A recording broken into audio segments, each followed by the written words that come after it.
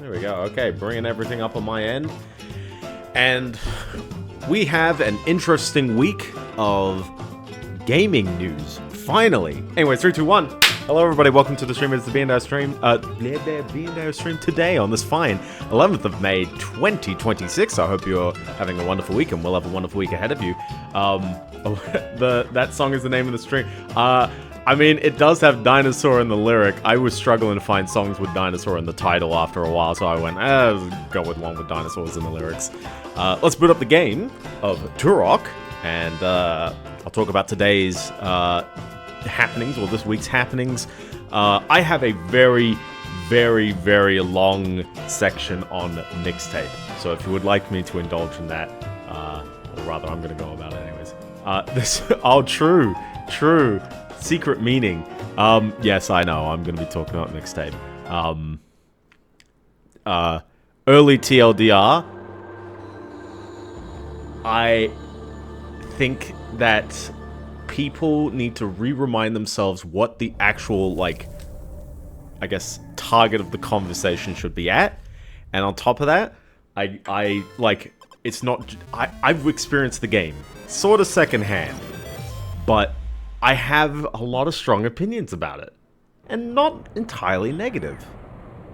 I think there is nuance to this discussion, a little bit, and I also don't think that everyone is entirely in the right or wrong. But we got Turok. You've seen this intro a million times already. On the last stream, I got somewhere in spaceship land because we decided, oh snap, who's got the HUD off? Who's got the HUD off? Also, can you tell I keep no clipping through places? What is the HUD command? What is the HUD command? I will never know what the HUD command is. Whoops. Ooh, bonus points. Do not cheat and load extra maps.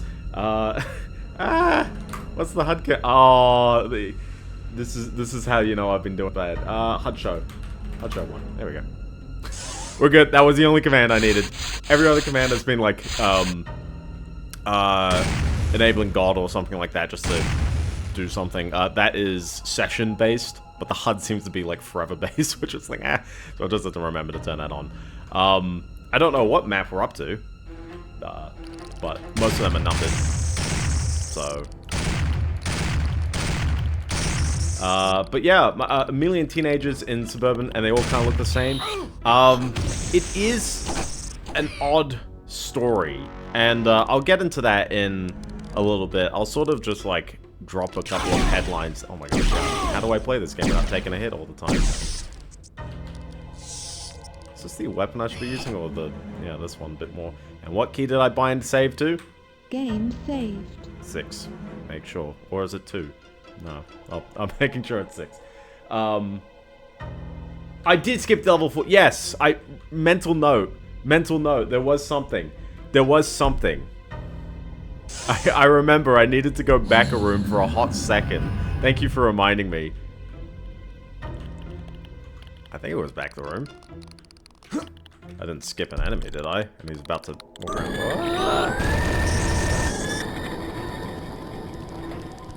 I remember there was something I had to go back for, but I couldn't remember exactly what. Oh, because I opened the portal. I never actually went back for it. Yes, that's what I needed to re-remind myself. There we go. Thank you for the reminder, Fetty. And I just sort of wandered into the next area without actually, like, reconfirming that I had to go into the portal. Oh, jeez. Is that a turret, or is that just a guy taking a long shot? Who knows where that guy is coming from? So... but yeah, I'll drop a couple of, drop a couple of your headlines. I got a couple of my headlines of just things. I'm gonna quickfire go through the AI doomerism of the moment, just for a hot second. We're getting some interesting stories about security. Yeah, this wasn't open, until, oh no, was it this one? Not this one, there's another one on the level. Turok. How may I assist you? But, PC port for Minish Cap? I guess that one's new. I thought you were going to mention Dusk. The version 1.0 release of Twilight Princess was out as of yesterday. Ooh, which game did you beat, Tom? I briefly booted it up. It is indeed Twilight Princess, and I feel like there's a bit of warts and all with the presentation. I think there's some things that you'll get out of an actual HD remaster and some things that you just get out of it runs native on PC. But on the other hand, it's neat that you can run it native on PC, so that's cool. Galaxy 2, ooh, very nice. Did you just hit credits, or did you go for the full Monty of collectibles? Where is the portal? I'm about to reach the end of the area. I don't think I've actually seen the portal. So someone's probably going to bring it up. I'm just going to keep on going because I won't hurt the pacing. But yeah, I have no idea where the portal is. I don't see it on the map, so I don't think I've wandered into it. Yeah, I think we knew about Dust for a while. I mean, it's open source, so, you know. If it's not a mystery... Sorry, if it is a mystery, first of all, it's really not going to be a mystery to you, Fetty. And then... Ooh, look at that guy hiding in the wall. What a jerk. Mario Kart Wii next. Ooh. Have some fun with Mario Kart Wii. It's simultaneously one of the wacky and also perhaps one of the more tame Mario Karts, depending on how you go about that one. So my headline is I've got a couple of ones, but mostly it's not AI doomerism. I shouldn't mention that. It's more Google has taken over the world, and everyone should be a little bit concerned about the whole. Yeah, actually, it should have been on this map because I blanked out on me going through a portal there. But that is maybe it's further back. Because I can't go through these doors, or can I? And I'm just... Yeah, I can't go back up there. Maybe we'll just have to backpedal through the level afterwards. Alright, we'll come back for that one. Sequel to Head Over Heels. Return to... Oh, interesting. Let's check that out, PFS, just there. You gotta take it at 50cc to learn the tracks. And then you can go ham. Game saved. But yeah, people should be concerned about Google. They're sort of a bit hellbent on cracking down on... Also, look at this level design. Like, what is this? What's going on here? But they're a bit hellbent on...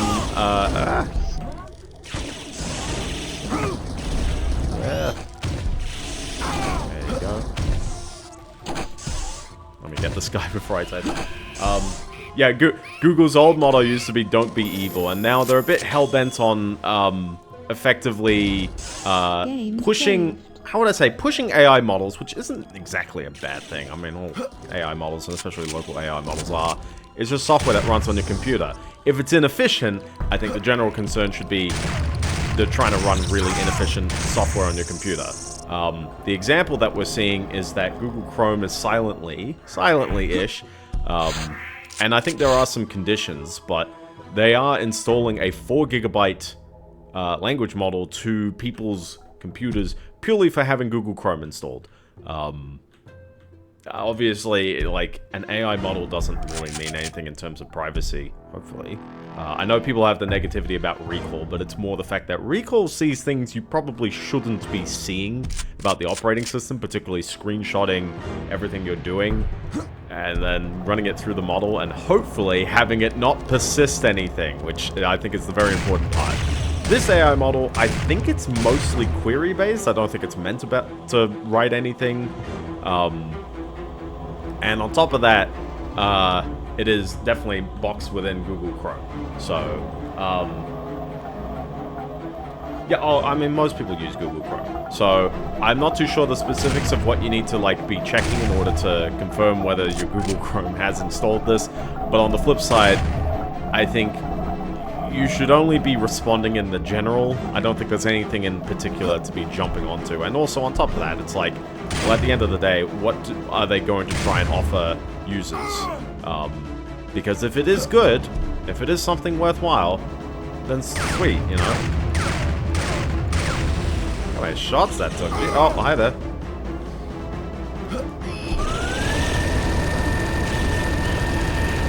Look, it's one of these force field thingies. Google at one point actually had, Google at one point had a thing that said, don't miss news, Yeah, I briefly looked at the Riven thing. Again, my general sentiment is I feel like people shouldn't care that things are using AI. They should really care about, well, sort of. Maybe they should a little bit. But I think the biggest tell is when things are crap. And I think people should shout out that. Most of these companies, if they're using an AI tool, they're not really exactly stealing someone else's work. It's the person who trained the model that effectively is doing that. Why is everything a dead end here? What is happening? Maybe I go back another room? Nope, not that way. Definitely not that way yet. That way. And also this starts moving. Okay. It's good to mention it though, yeah. Google at some point in their policies had on-device AI will not upload data to Google servers without your consent. See, this is something I needed to figure out at some point. Also, I can tell this was on a previous map. So that's a different one. They used to have that. So, okay, there's a bit of safety. Or at least claim safety. That line doesn't exist anymore. That's why I think people are very worried, is usually these companies have a track record of doing the worst. Oh, look at that. I can just jump down here, no problem. This seems like a dangerous environment to be in. Can I just leave this room? Nope, of course not. Of course not. That seems like a pretty dangerous precedent. So definitely keep your eyes peeled for that. Also with Google in particular, this is not AI related.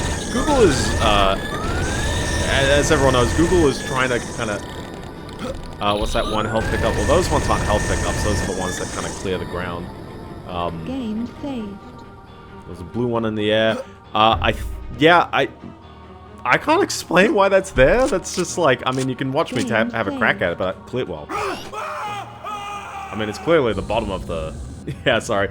It's clearly the bottom of the world there. 8 lives remaining. Like, even if I did take a crack at it. I mean, never mind, there's platforms in the way. What a weird one. What a weird... maybe an enemy dropped it where I shot him from somewhere? Maybe? I don't know. Let's head over to here. But Google has also, you know, been in the crossfires for sort of ruining the internet, or ruining the ability to use the internet. Basically, having websites effectively use the TPM module of whatever device you're using to authenticate the fact that you are a valid user that can use the internet, which seems absolutely bizarre to me because it effectively ties your physical hardware and potentially any other identifiers on it, which if it's an Android device could literally mean everything that you're logged into or something like that. People aren't too happy about that, and that is, like, this is not a good precedent for Google to be going down.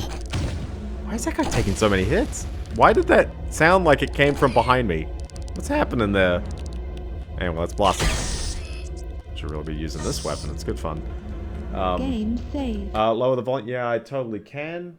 Oh yeah, actually, hold on. Yeah, yeah, I'll lower the desktop audio a bit. There we go. And keep my notes on screen. There we go.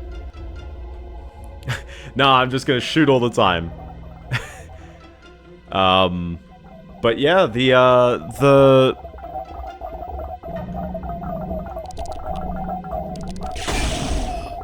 backdrop is actually quite noisy, isn't it? I should really just, like, slowly move further away from the microphone and everyone will be like, oh, where are you going? I sabotages this chat. Exactly. Exactly.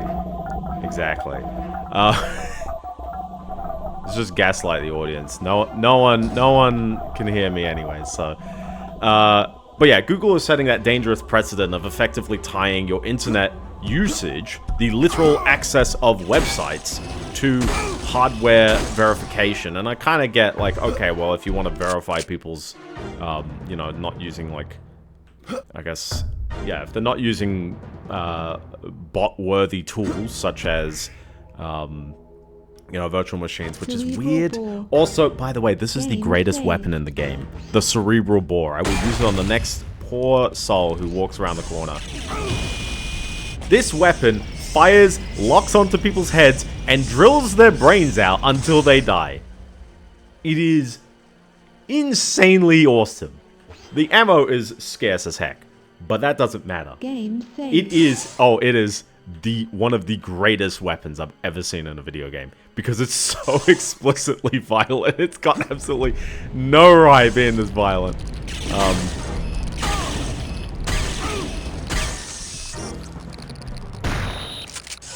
I don't want to swap to that one. I want to swap to Gatling gun, which is sort of ubiquitous to getting through here. It is metal, but yeah, I mean, I don't know if it's an authoritarianism measure, but certainly this, coupled with the push for Google to only, to disallow sideloading on Android, it's an attempt to lock down Android into something that it probably shouldn't be. And I'm not too sure what the game here is. Is it to siphon revenue away? Well, I'm not too sure if that should be their main point of marketing. Also, that looks promising, but the question is, how do I get there? Keep your eyes peeled. Maybe I can figure something out. But that shouldn't be their main source of revenue. I think advertising mostly is. Maybe advertisers feel threatened. Maybe that's the case in places. But I feel like maybe what they're trying to do is they're trying to get ahead of regulations. There's many sites. Discord is probably one of the most noteworthy ones, where a lot of the things that they put in has actually been to sort of preempt any legislation that is coming through the woodworks. And there's plenty of legislation on, doing age verification and all that jazz now, all of a sudden, in the past, like, couple of years, like 2 years. It's crazy how quickly that's come down. And Discord is trying to say, come on, 7 health, I should probably watch out for that. Discord is trying to say that. But Discord is trying to say, hey, if we prevent, what a convenient health pickup, by the way, just when I needed it. This is a lot louder than I expected, isn't it? It's a very loud weapon for loud people. We're good. I mean, the good news is obviously, like, if you have an Android phone that works now, they can't bork it on you.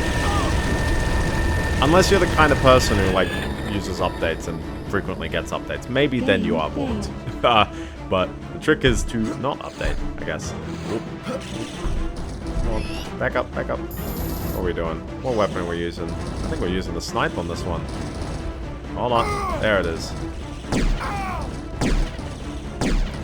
Well, I'd say we're using the sniper, we're not getting any further out of this. Could use the bore from this distance. Oh my gosh, guess what button is right under... The 9 key is right under F9, which is my quick load key. That's okay, I only need to hit this on like 3 people. Feather. You have found a sacred eagle feather. There we go. So, but yeah, again, stay sort of attentive of that kind of stuff. I think some people will point to, is iOS that bad? Maybe, maybe not. Game saved. But iOS sort of, at the very least, we didn't have the ability to sideload on iOS unless you're, a cheeky kind of person. That ability has sort of always been there. But on Android, I feel like that's kind of the reason why I use it. I do like the ability to install software that doesn't necessarily have to be signed, and therefore I don't have to go through various systems that can be used to track people. And I like, even if people out there do use platforms that have tracking, the existence of a significant block of people who literally cannot be tracked in the way that they're using, I think does provide pressure in a way that, prevents something quite global from applying to them, or rather to people in general. It doesn't have to be a majority. Don't jump that one. It doesn't have to be a majority of people, but it has to be enough of them, or it starts becoming, I guess, a problem. But yeah, on the AI front, we had this one statement from NVIDIA executive Brian Catanzaro, which says, the Steam controller, I don't have any opinions, other than it's sold out crazy quick. Don't know what's happened there.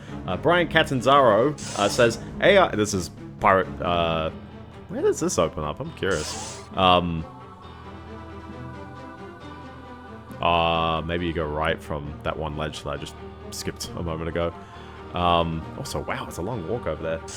Lemon got one. I hope it's good. I don't have a Steam Deck, and I wish my Zotac Zone actually had the, it's got the trackpads. It should have the same kind of input, but unfortunately, they don't bind it the right way, so that's what I gotta work on.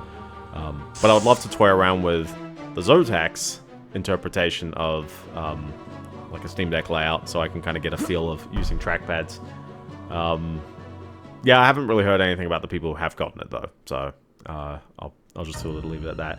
Brian Catanzaro has said, AI now costs more than the salaries of his own team members, and this comes from the company that makes main chips powering AI. I think that, one, this is Pirate Nation doing a little bit of paraphrasing, but I also think that the intention behind this statement is to sort of dissuade people from firing all their employees. Please do not fire, and I think every single company that has done this should. Portal activated. That was a crazy activation. Where was it?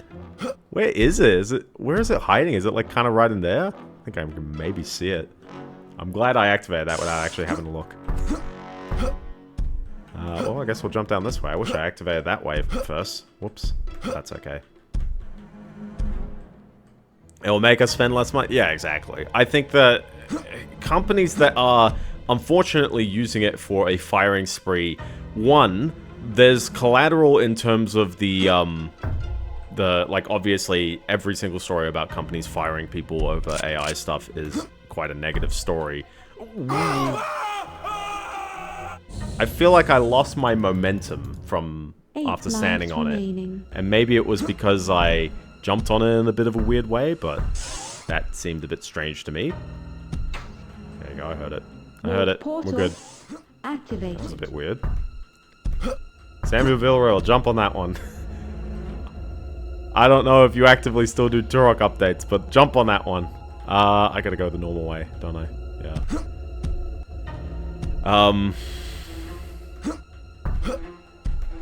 There's a bit of an empty stage after a while, isn't it? I didn't even realize I've apparently beaten this game on hardcore, and I can't tell you, right after I played it for the first time, I just immediately pumped out a hardcore, success story, and I'm just like, man, I can't tell you how I managed to pull that one off, but sure. Maybe that was a Turok moment, I'm not too sure. I definitely jumped towards that one very quickly, though, so I'm going to be patient here. But certainly, yeah, I think everyone should know that firing people because of AI is not a good look. Certainly from NVIDIA's standpoint, they need engineers to sort of perpetuate the system. Obviously, you can, some places hired many people to do the work of, probably not as many people. There we go. Give us a good one. Give us a good line of dialogue. But also on top of that, yeah, it's obviously if they perpetuate the system well, NVIDIA wants everyone to succeed, so they keep buying more NVIDIA cards. Exactly, and I think it, ironically, we are in NVIDIA's best interest to actually go, yeah, people should be using AI to its strongest. So, which is great. I think that's a good message to say. I'm not too sure if people are getting the wrong impression out of it, though, where they go, oh, therefore AI is crap and no one should buy it because it costs more than the engineers. I think that is more countering the, the high-up managers who sort of praise it without actually having any benefit or, examples of it really working for them, and then they blindly fire people and that kind of stuff. That's the kind of stuff that should be avoided, so, which leads me to a story of Cloudflare firing 1,200 people, which is 20% of the workforce. Hilariously, Cloudflare... Also, that's a lot of people to hire for Cloudflare.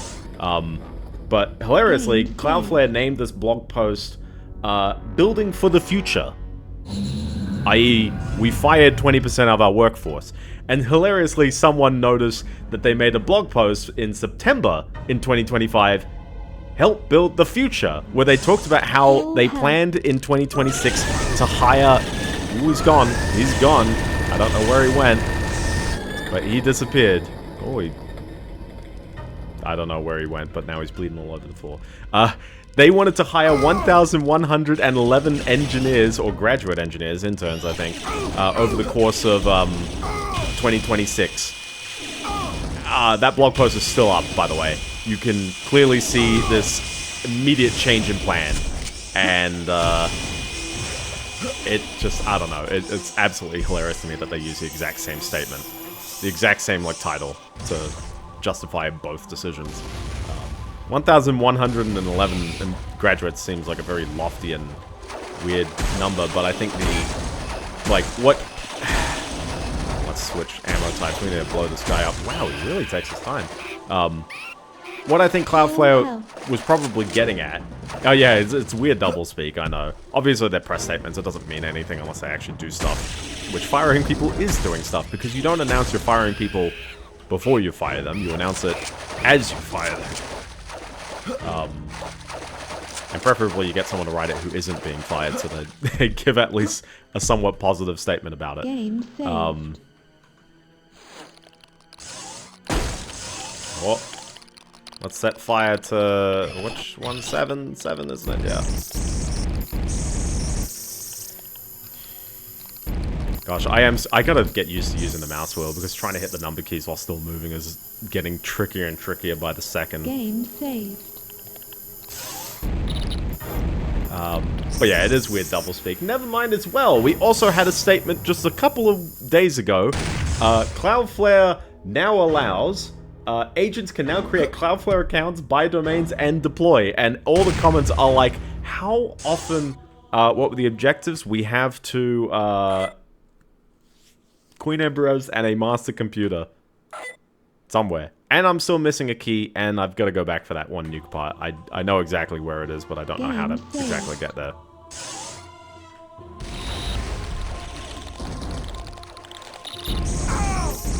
Is that a turret? No, that's just a guy sniping. Okay. I feel like all of these objectives are at the end of the level. I think it's just a long kind of trek until then. This doesn't really work, does it? There we go.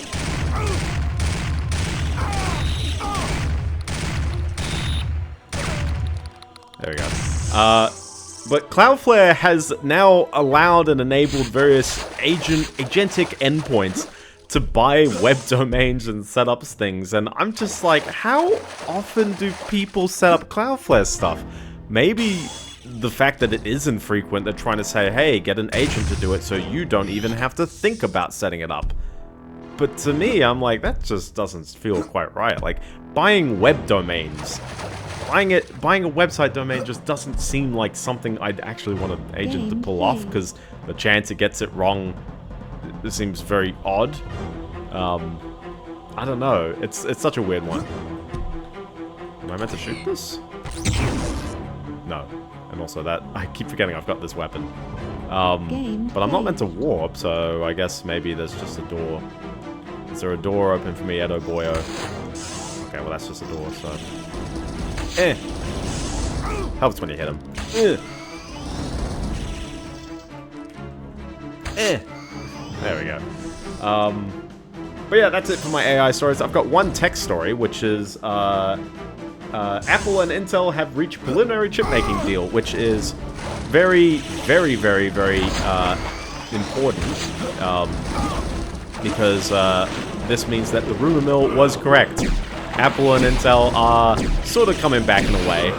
It doesn't necessarily mean that, they are, how to say, making Intel chips for laptops anymore. But it does mean that Intel might be using their fabs to produce Apple chips in the near future. The reason for this is because right now they're made at TSMC, which is in Taiwan. And you know how the US is with things happening overseas right now. So any sort of getting things to shift into American soil is good news for them.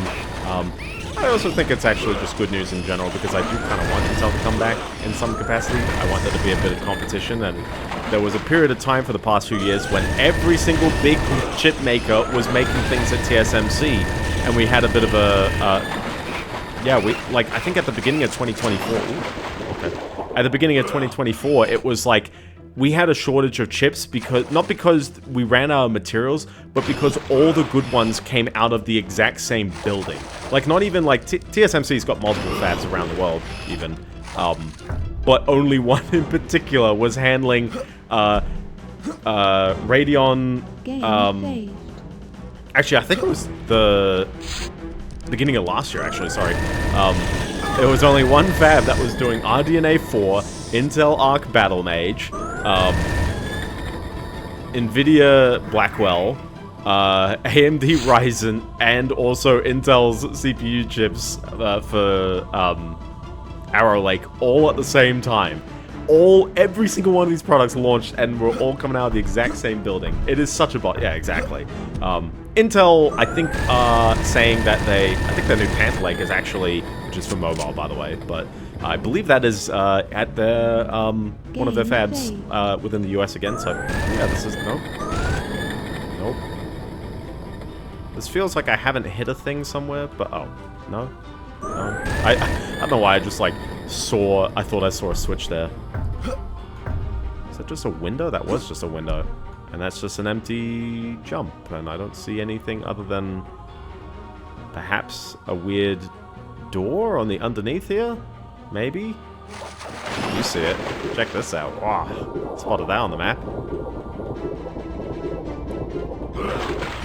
Hi there.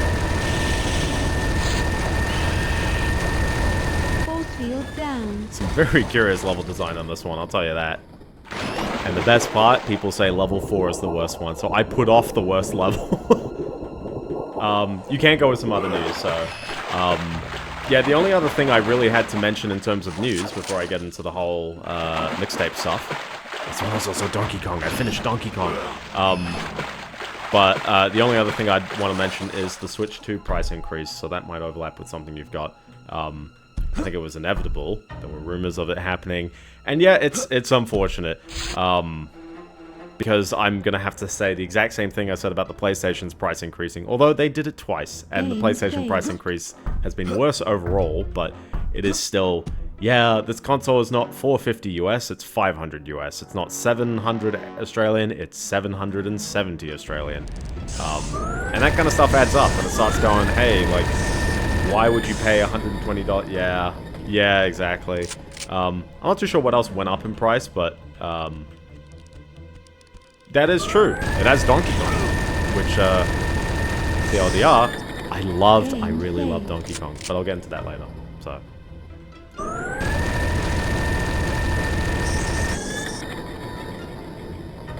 I've started playing Xenoblade X, and I've made an active decision to not play the Switch 2 version because of the kinds of things I was seeing out of it. I know it seems a bit odd, but then it's like, well, I gotta pay for the Switch 2 version.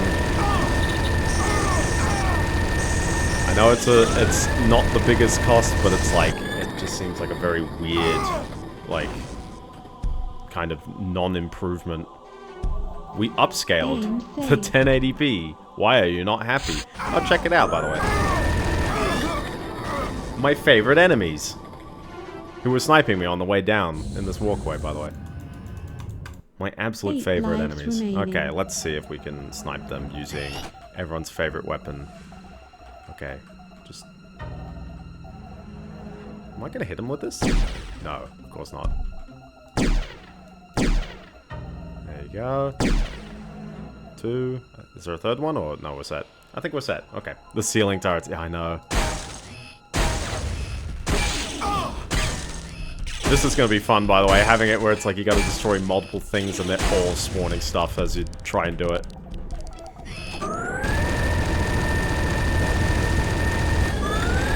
Which is why I like breaking them all at once. He's right behind me, isn't he? We're good. We're good. There we go. Check it out. Oh, hold on. One more. The changes in the West. That is true. This also, weirdly, in Japan, the Switch Online price has increased. Only in Japan. But it's kind of weird. It's like, how come it didn't increase for anyone else? maybe it's because they actually do realize that they will make less money if they increase the price of it. Maybe. Game Whereas in Japan, saved. they might be able to get away with it. But it's strange. It is strange. I'm not going to jinx it. I don't pay for the Switch Online. Missile launcher. We need a rocket Game launcher at saved. some point in the game, right? Yeah. Check it out. It locks on as well. And it fires like 50 rockets. Maybe not 50, but 3. 3 is a good number.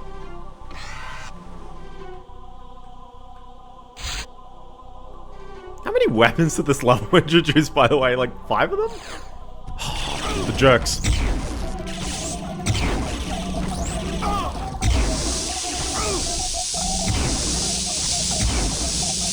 Come on. Beat him up. There you go. Everyone's favorite weapon. Game saved. Takashi Tezuka. Yes, that was a very big one as well. For people who don't know, Takashi Tezuka, like, he's not Miyamoto, but he's basically like the second biggest guy at Nintendo. Yeah, legit. Also, woo! Game saved. I know the pieces fit. Because I watched them fall. Oh my gosh. This room. Which weapon are we using? This one. Oops. Very trippy crawler. Game saved. Yeah, you know, I give him mad props for all the things that he's done over the years. You know, may retirement go well, because, you know, at some point everyone's going to stop as well. So, Game no saved. shame. No shame on quitting on the high. Not even quitting, that's retiring. That's like, he's not even like...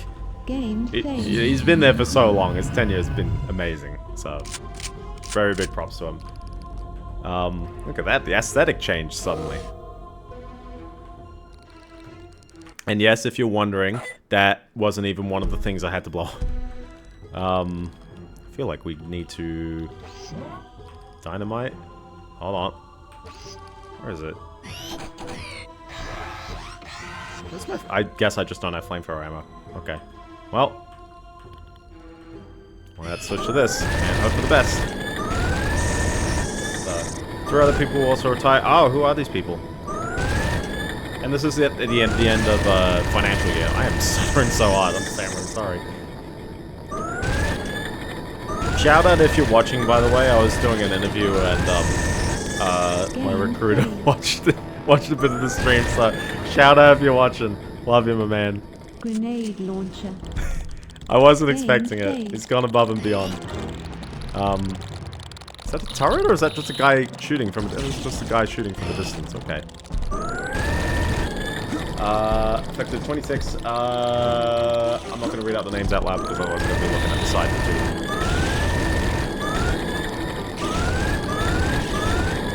Mexican jumping beetles. I'm just going to run on these guys, so it's probably not going to be an issue until I'm coming back here. And he's just gone as well, so... I'm curious why multiple of them retired, but it probably seems like, given the way work weeks are, and they're not going to be on at the next financial year, that's probably the last, like, moment in time that they'll be there, so... And yeah, the Star Fox Direct, I don't have a lot of thoughts about it, other than I am very on the fence about remakes in general. This is a remake. We already have Star Fox 64 at home. Do we need Star Fox 64 again? I hope that there's something meaningfully new about it, but from the looks of it, other than the multiplayer, it really doesn't look like it's anything more yet, so it's not winning it for me. That is a ladder, by the way. That is a door as well. I believe this is actually a ring that goes around the whole level. I am really skimped on ammo right now. Game saved. I think people probably thought it was inevitable given the resurgence of Star Fox in the Mario Galaxy movie. But it is interesting that they're a little bit more, I wanted to dodge his shots and I unfortunately fell. Oh no. There is the challenge. Yeah. I don't have much to say about challenge mode. Challenge mode is challenge mode. Game saved.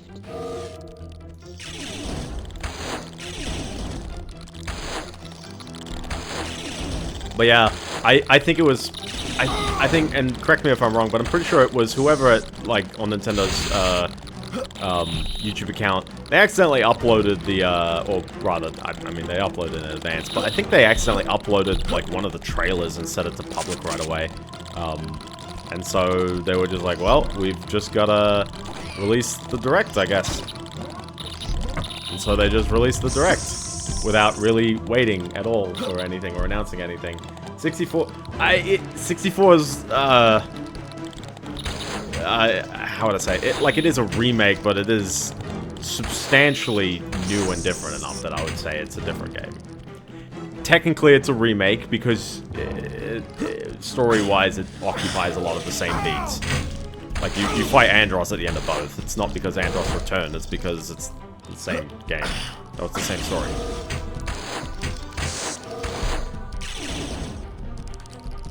So yeah, technically a remake, but it's different. The SNES game didn't have the hatches are open, and something's wrong with the G diffuser and all those wonderful quotable lines that I think they would be hard pressed to not include in this game. Yeah, it's one of. Well, it's like a redone version.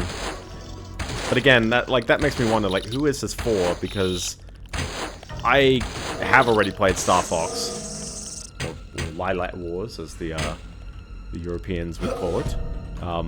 Is that the level? I think it is. Oh, I'm seeing a different room over there. Maybe I'll back up a little bit, just to sort of establish that room.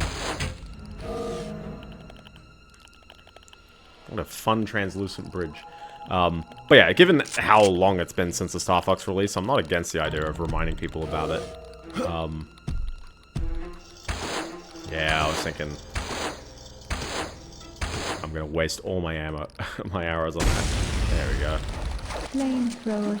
Flammenwaffen. Oh, we are really gonna be walking around for a while here, aren't we? Game saved. And also on top of that, Star Fox Zero, yeah, it didn't sell well, and it's a Wii U title. It also wasn't critically received well, so that never helps. Is this just like a long chamber where you had to walk to get the scorpion? Maybe. Oh, hold on, these guys are big! What have these guys been eating? Jeez. Yeah, multiple reasons. As a Wii U owner, I didn't buy it. So, I mean, I feel like part of it is, it was 2016. It was really, really late. And Star Fox Guard, which was a bundle-in kind of extra mode, ironically, I think Star Fox Guard, people said, was more interesting, and yet didn't really last very long. And Star Fox Zero was not exactly the most fun thing to play. I think people critiqued on the fact that it had two camera angles, one on the touchscreen and one on the TV, and neither one was aiming right at the enemies. And I think there seems to be a bit of, like, I don't know, maybe it wasn't handled quite the best, but that's me from an outsider perspective, so I didn't really get to try it myself too much. Okay, well, good secret. Good secret. I'm gonna avoid these jumping beetles. They're gonna waste all my ammo. Actually, bonus points, I could use one of these. Nope, one of 7. One of these, and hope for the best. Get him! Oh, it doesn't work in water. Ah! Get you one of these. Oh. Get you one of these. Oh, it didn't even kill all of them. Oh my goodness. Yeah, the art style's curious because it's very like, I mean, not to say furry, but you know what I mean? Like, it's very much like taxidermy as opposed to furry. We've got a weird difference. I'm not entirely against what they are doing. I probably would say preference. I would like the original, but I'm not against it. I think I'd need to see more to really like gauge. But other than that, I mean, the rest of the Direct it's Star Fox 64. I don't really have much to say other than it is an iconic game. Better or for worse, it is that same iconic game. Oh, did we want another gun, by the way? Is PFM layer another gun? No, I've already got a PFM layer. That is this one, so.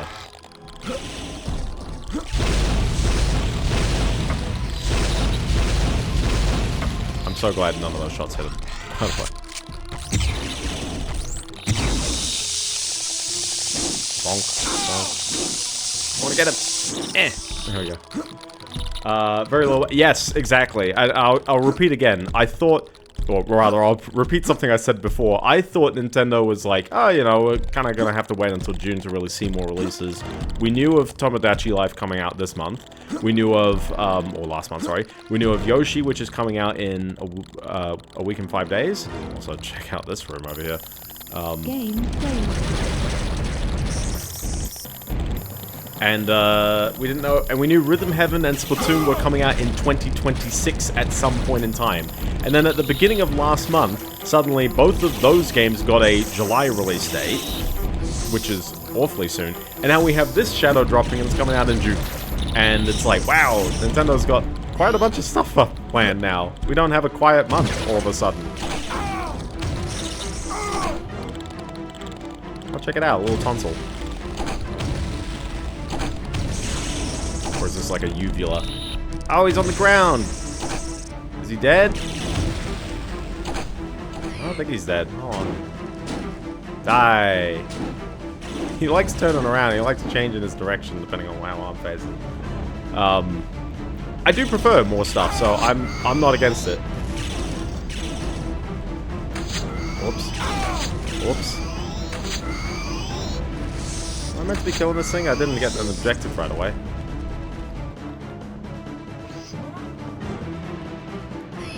See if we can keep blasting, but oh yeah, there you go. Game saved. I mean, where else would you put queen vessels other than in the slimy room? As long as you don't hit the biggest ones, you're fine.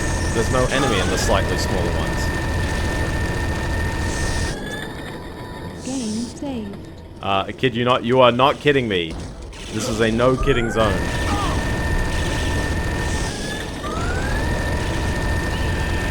Firestorm cannon.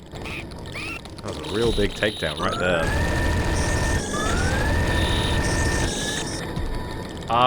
You know, I had that in my notes. I didn't actually say... I didn't say it because I didn't have anything to opine other than GameStop is smaller than eBay? How did this happen? How does money work? I don't understand it. And I don't get it either. Like... I think it's definitely they've made the offer. I'm not too sure if it's actually going to transcend into anything. But what a weird one. And obviously, I think the easy thing to say is, when are they going to make $55 billion of revenue from eBay alone? When is this going to, like, make sense? I guess the point is that, like, capital ought to be worth that much. Like... the worth of a company should generally be proportional to, well, how much money are they probably going to make at some point. Because obviously, if you're not going to make any money, well, isn't the capital kind of useless? Ah, but they're pre-capital. They're pre-revenue. Which is a very, very, very fun concept. We'll get into that one. Oh, I was like, where do I go? Just go down. We forgot ladders. Because N64 level design.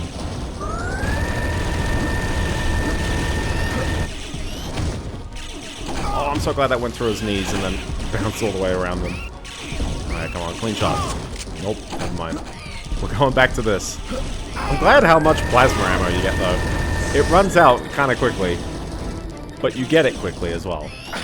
I'm not too sure what was with the Mai in the name, so I think welcome change. But yeah, I feel ready to get into Mixtape. Are you ready to get into Mixtape, or you got like a couple of other stories? The saves are getting longer. Oh,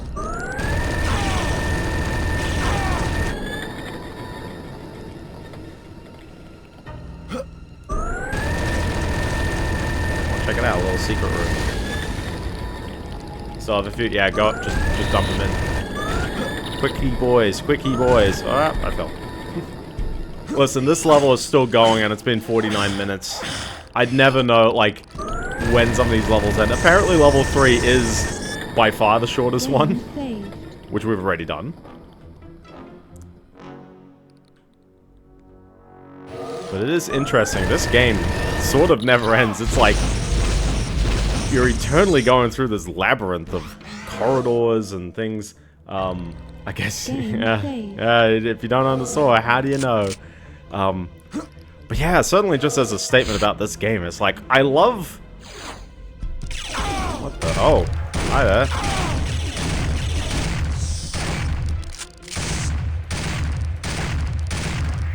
Also, as a note, I just want to add the hardcore mode, removes, lives. Which makes the coins kind of worthless, doesn't it? Oh, I missed the Persona 4 revival statement there. Part of me goes, no, like, why do we need to remake Persona 4, man? I know they did it with Persona 3, and I'm still of the opinion of Persona 3, or at least that is a fine, upstanding game, and I'm not too sure why it needs a remake. But I got one, so I can't argue against different version of game. But to this I go, Persona, I thought it came in like 2006. It's not that old. Like, I know, like, and then I say, and it's not that old. Still feels fine. Oh, look, a swimming section. Game saved. And I've got the swimming power. Except it's pink. Why do you need the swimming power? You can just climb this ladder. I think it was 2006. It was on the PS2. It might have been a very late localization. I'm counting the Japanese release date on this one. Game saved. I don't hate the idea of more Persona 4 content, but I also feel like at some point can we make a Persona 6 at some point? Game saved. Oh, is this an all abilities test and I'm just gonna get filtered at some point by it? Ultra health. No, it was just for the ultra health. That's okay. And that was a secret area. Okay, sure. I was gonna say, I saw one which was a Dragon Quest creator, talks about, how he's nearly ready to talk about news for the next game, and everyone's just like, someone on my timeline is like, I bet you it's Dragon Quest. Do I need to go in here? I'm gonna save ahead of time just to see where this leads. Is this a bonus area, or is this... Well, I definitely know what I need to shoot down first. Let's check out the other corridor first, because I haven't seen the other rooms in here. This feels like the right place, though. This does feel like the right direction to be in. So I'm actually gonna, like, dart into this, because I think this is probably gonna back out. And for reference, that was, one of 3 queen embryos. This probably feels like a big computer thing. Hi. Did I get him? Yes. Bonk. Bonk, there's one in that far distance. I'm so glad I have this far draw distance. I assume the enemies can't hit you over the N64 draw distance. Ataru's been buying a bunch of licenses, haven't they? Alright, which one do I shoot? Oh look, the map saves so quick because it's a tiny map. Which one do I shoot, or do I just walk up to it? Nope. Satchel. Oh, I gotta come back in a hot second. Okay. Good to know the computer's there. Bad to know I don't know where the other 2 thingies are, and I hope they're just on the way. I can't think of really anywhere I haven't been, though.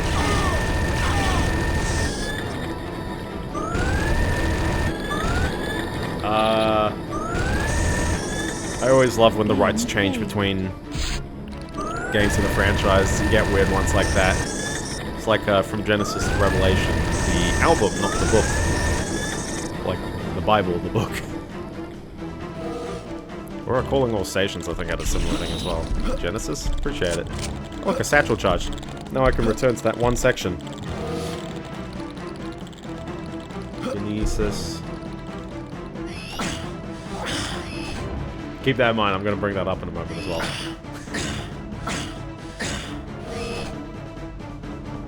When we talk about Mixtape, I'm gonna mention Phil Collins. Oh, it's like I saw them go down, I was like, did they just stay up? Rare media. Do I need multiple satchel charges? Do I need 4 satchel charges? I picked up one, did I not? I think I do, I need 4. And it's gonna blow up right away, okay. Okay, well, the more I know. Does this mean this one enemy is gonna respawn around this corner? He is. The jerk. The jerk. And this guy as well. Very jerkish. Not a big fan. Okay, what are we dealing with in here? Let's... the fourth third tech, statement. Beta version. Ah! Strangely released beta version. Check out this random portal. Let's go. Oh. Ooh. La la la lava. Chicken.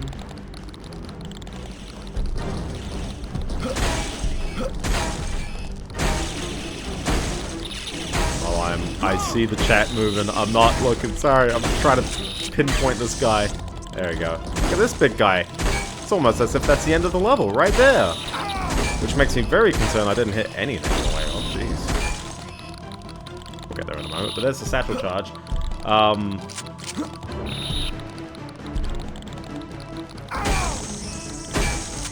sort of generalizing right off the bat, but they are alpha releases. Ah, no known copies survive until... Ah, okay. They didn't really intend for people to walk behind this thing, did they? Well, I've got more satchel charges, but I think there's bound to be one extra one up there, so I've gotta make sure I grab that. Lost media? It might be the famous word, lost media. Not had good luck with the grenade launcher. Where does this go? Somewhere else on the same map? Different map. Is this going to be another everything caves in room? What a conspicuous piece of flooring. Oh, is that an ability I don't have? I think it is. I might have to be too good with the strafe jumps to pull this off though. Isn't that weird? I think we're actually getting levels that require, like, playing it in the right order. I'm just gonna do the jumps and see what happens. I assume it's not a problem unless I actually fall in the lava, right? Like here.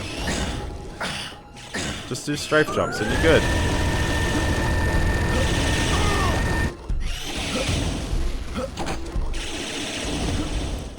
Don't be like me. Don't be like me. Too real, too real, Turok. 8 lives remaining. I do like unfinished releases, but it kind of comes up a bit, doesn't it?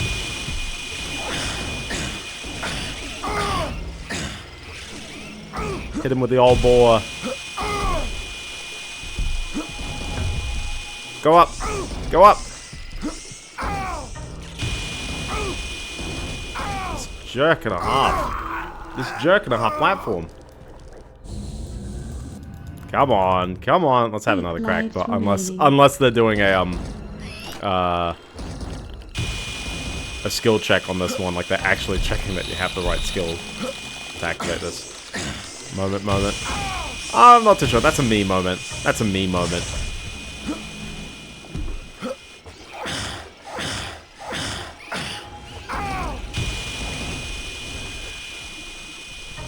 Oh, he is dodging it, though. One of them got hit. But yeah. I'm expecting this platform to move. It ain't moving. And I don't particularly see any other pathways. Oh, this probably looks appropriate, doesn't it? It was a me moment. Digital... Not really, nah. I'm so worried about, like, why it's showing me the skill, because for reference, check the inventory. That is this level 4 ability, just casually in there. Game saved. Okay. Button. Other button.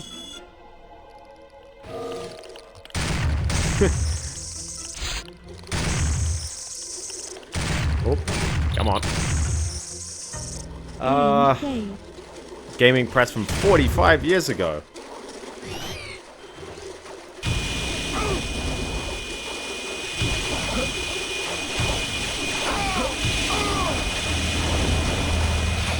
These guys are dodging these. real quick, aren't they? Ah. I'm not too sure if you get splash damage from this. I'm pretty sure you just sort of fire it, call it a day. There you go. But yeah. Oh yeah, is it mixtape time? I really want to chat about mixtape. Because I really also want to talk about Donkey Kong Country. Or Donkey Kong Bananza. Think about it, I couldn't, apparently, beat this level unless I ignored the prompt of a skill. Because this is where one of the thingies is.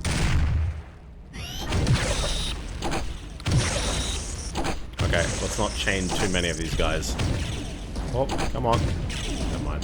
Nah, that's overkill. That's overkill. Again with the old shotgun that's not really a shotgun.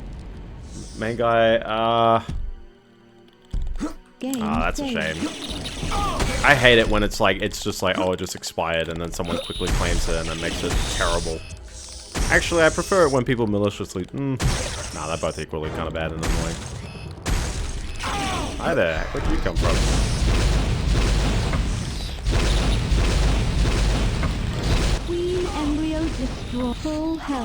Alright, let's get out of here. We got another one of these things.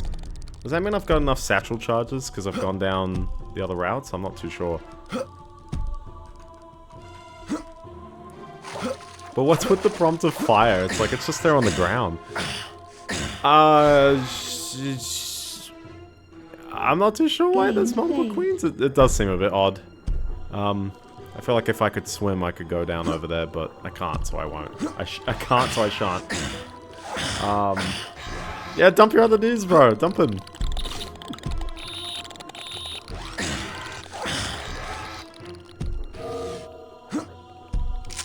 I'm keeping people on the fence. I'm like, because I have so much to say about Mixtape. I really have so much to say about it. So just go for it, go for it. Something kind of okay, go for it. Go for it, man. Game saved. I'm putting the pressure on you, Fetty.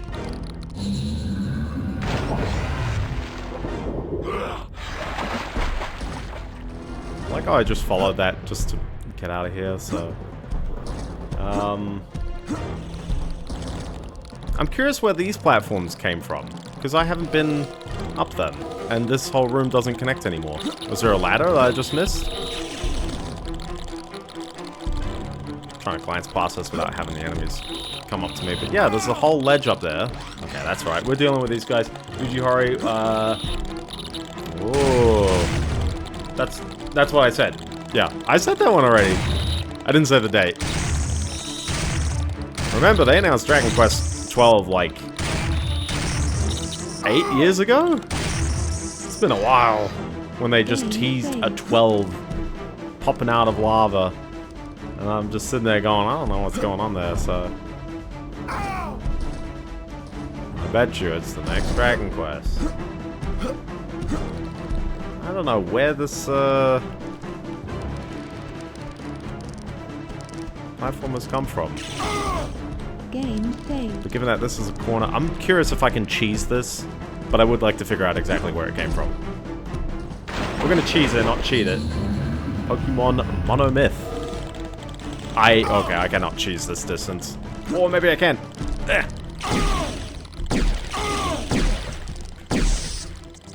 Game saved. Yeah, where did this come from? I would imagine it would have come from this ledge over here. And where was this? I gotta swim in the pink. Oh, it's in the water. Okay. So what I think I just ignored. I ignored swimming. I went for the climbing right away. Okay. Well, the more you know. Good I figured that one out, so. Release. Okay. Early days again.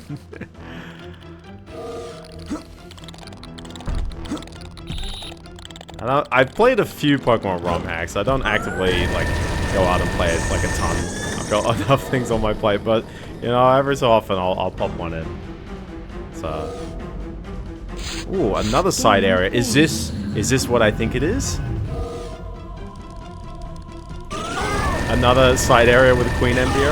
Embryo is something that... Ah! This is the one ability I also don't have because it's from level 6. Does this mean I have to just warp out of this level? Because I have to... Like, you have to go into this level to get the keys to get to level 6. But you can't complete the level until you go to level 6. I mean, at least it's at the end, but isn't that interesting? But let's see if I can blow up the computer at the very least. How weird. The backtracking is so real on this one. I did see the announcement. I've completely forgotten the name of it, so you're gonna have to drop that for me, but I did see that someone was making another one. And these are X Harmonix, X Neversoft fellas. I'm not too sure which fellas. But what are the odds that Andy Thips is on this one? I'm only saying it just because he's been unemployed. That's why I'm mentioning it. Not particularly because he's been actively working on Guitar Hero again. If it looks rough, I would attribute it to it's early. Again, whatever trailers, when it's out, it's out. I should have probably... Oh, I'm good. Whee! Get the heck out of Dodge. We broke the computer. Check it out. No more computer. See? Easy. I'll have to give the trailer another look. I think every rhythm game, it's gonna be like very, very like preference. Like I still to this day, I can't get used to Rock Band like kind of layout. I think it's great for understanding timings, but I don't like it in terms of understanding hammer-ons. It still kind of gets to me. I feel like I've just got to hit the end portal and then we wrap around again. And then really my only goal is I just need to get the nuke part from that one area that I've completely glanced past. Clone Hero Italian. Yeah, good job, man. There you go. Actually, a part of me wonders like how much they're even adding to the game over time now. I know I failed. Now we're back to the beginning. Isn't it weird though that you can't leave the level, but I clearly need to be able to leave the level? I saw the leaderboards, I mean this was a while ago, but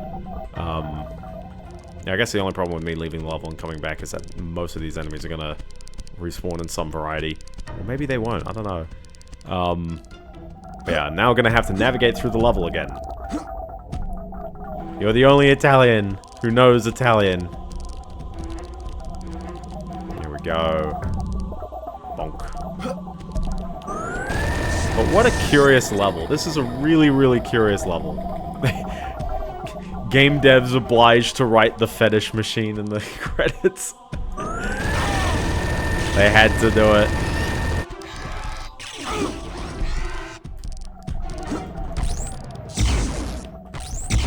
You like that dodge you just did? Crazy dodge. So hold on, I don't have pistol, I don't have shotgun, and I don't have that. Wow, I'm really struggling right now. Hold on, and I don't even have flamethrower either. Where's my ammo? Alright, I'm gonna dive into Mixtape because otherwise I'm never gonna get around to it.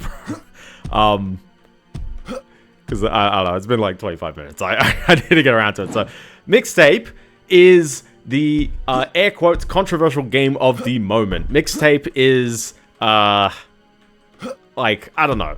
When I say controversy, I think the main thing to say, okay, just dump them as I start saying this. I'll talk about them when yeah, they can wait. Yeah, sure. It is controversial in the moment, but I feel like when people talk about controversy, certainly I think the easiest thing to say is, well, what are we actually talking about? And I think we need to highlight what is the trajectory of like when people talk about things. To this, I go, I didn't know anything about Mixtape until like the beginning of this week.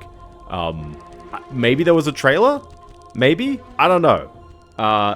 It is, well, listen, I wouldn't even say it's a controversy as much as I think it is a genuine difference of opinion, and also one where the other side is wrong and they're doo-doo and they should feel bad for having a wrong opinion.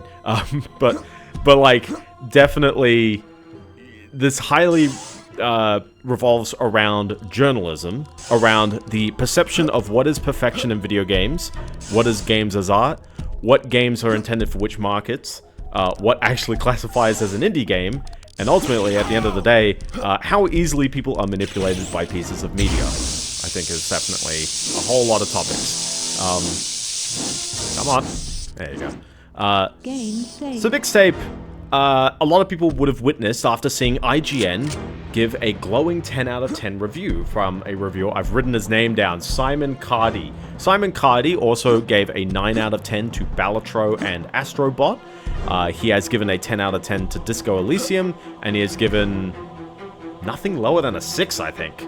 Like, actually nothing lower than a 6. I'll get into that as well. And he had a very glowing praise, particularly around nostalgia. He opens the interview with, and I'm going to read this verbatim. I copied this one down. True nostalgia isn't the replication of a specific place or time, but a feeling. It's those flashes of emotion that transport us back into memories that have long sat dormant.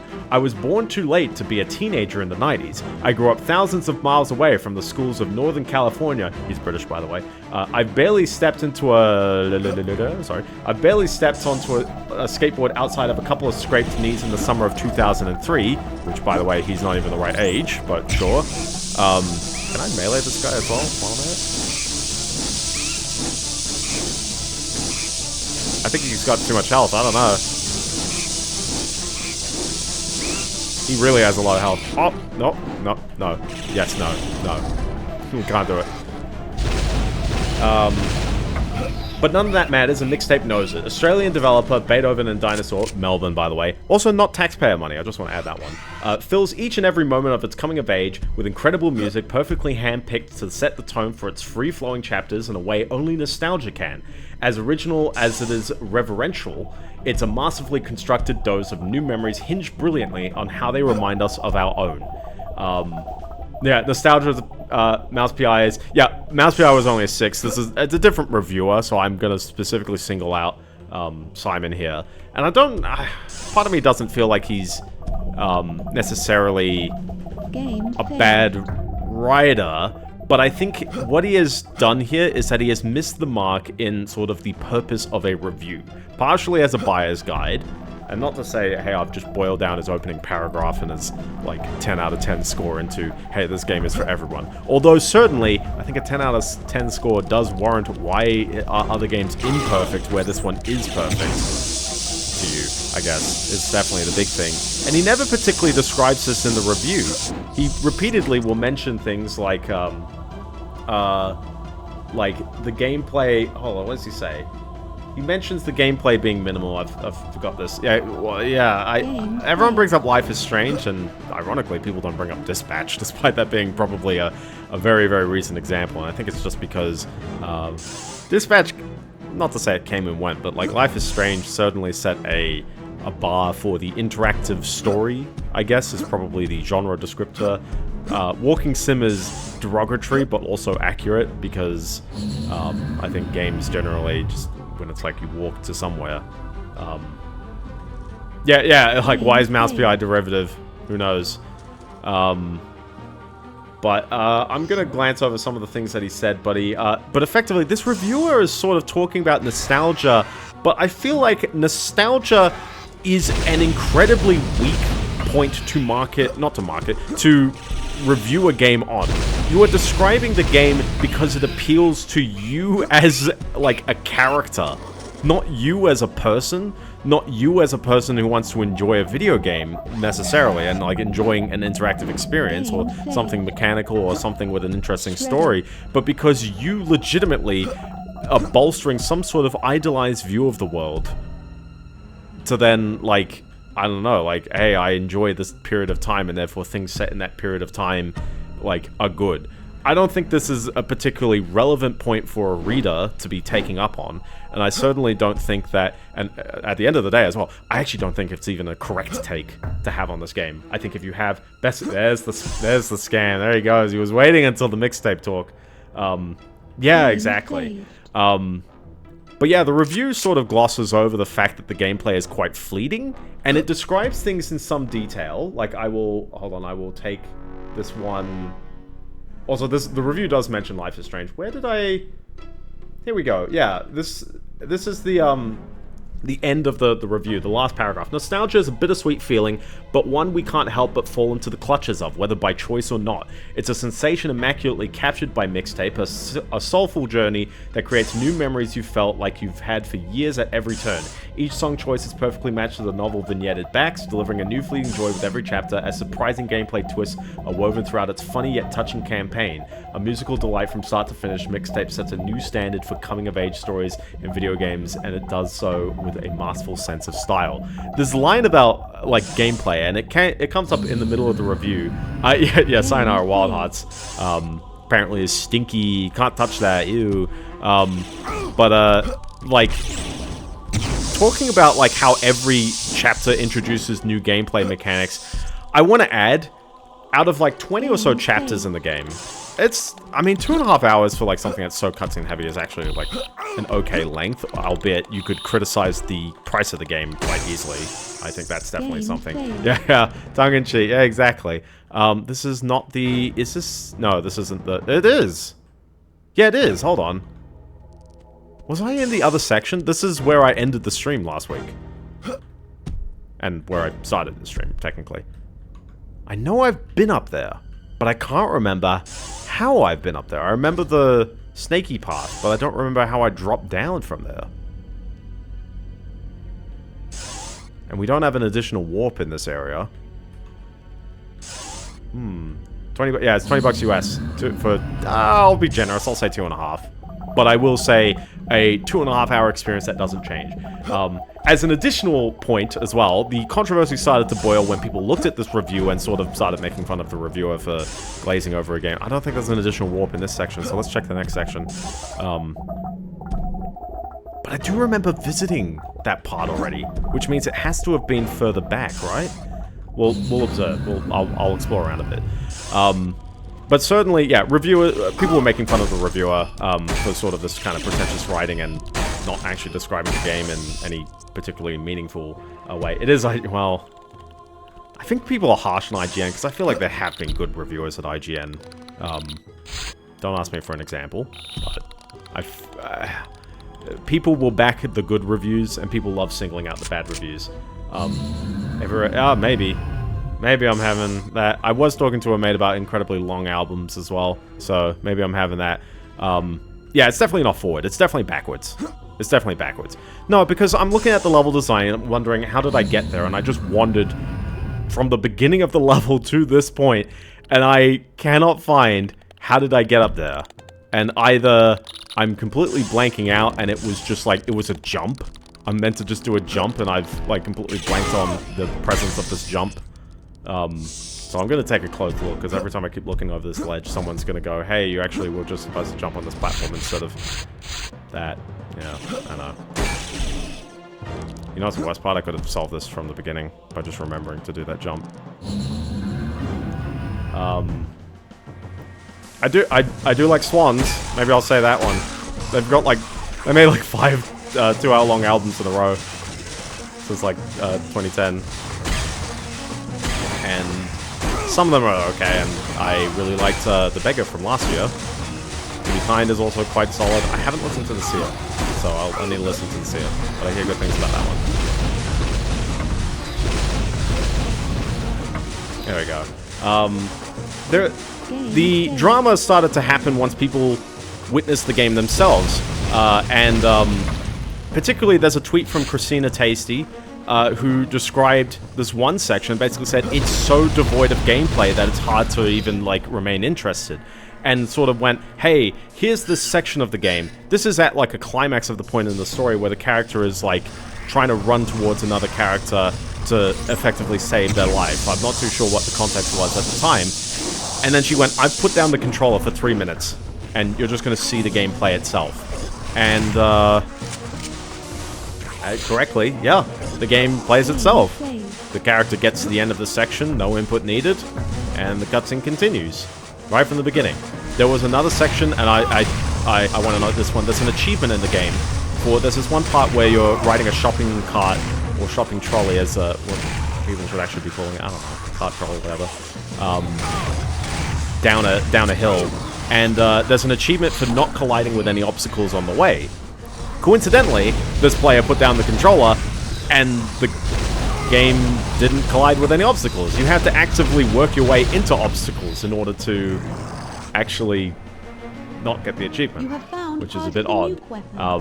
Various minigames are also quite automatic, and people generally criticized it for that. I want to bring up one article I also read. This was from The Gamer. George Foster, I wrote his name. Mixtape is coming under fire for not having gameplay, which just isn't true.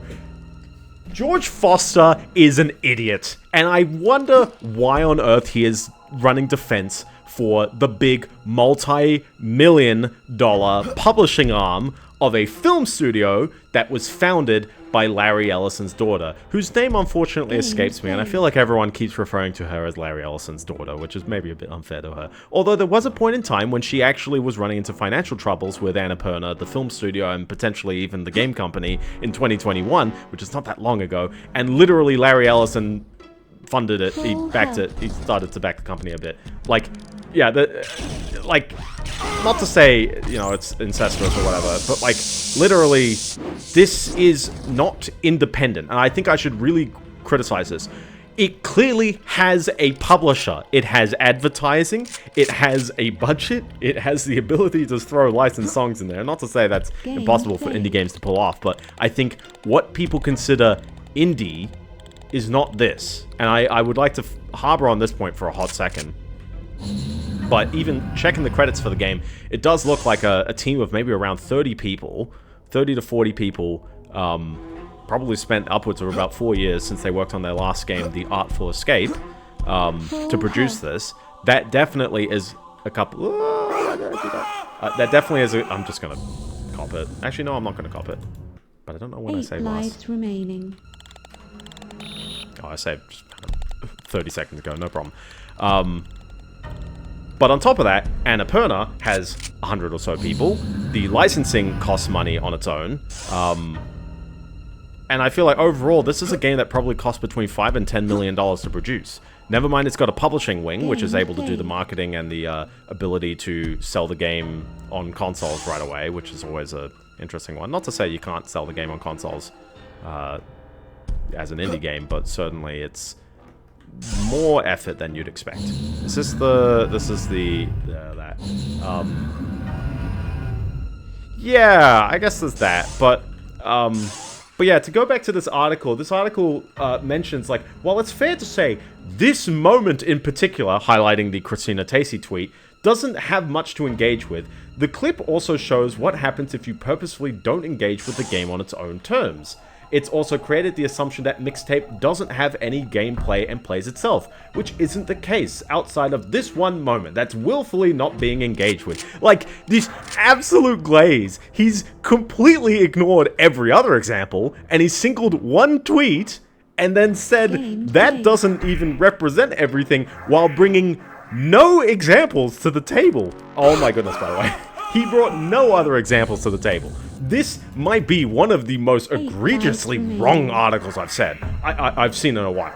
You can criticize Simon at IGN about his review that glazes over the game in a way that, like, doesn't seem like a great buyer's guide. But this freaking lad right here at The Gamer is absolutely lying to your face. This is one of the worst pieces of journalism I've seen in a long time. Yeah, exactly. So, what did I do? I had a friend who acquired the game, and he played through it and he streamed it, and I asked him to describe his gameplay. I also asked him to put down the controller at various points in time and saw what happened. And my TLDR about the game is that I actually feel like it's okay if you, how would I put it? If you take it in terms of a story, and you could read this, you can watch a long play. A part of me feels like, did they choose the licensed soundtrack to make it harder to upload to YouTube effectively? Maybe. Where is the warp, by the way? I've been wandering through this area going...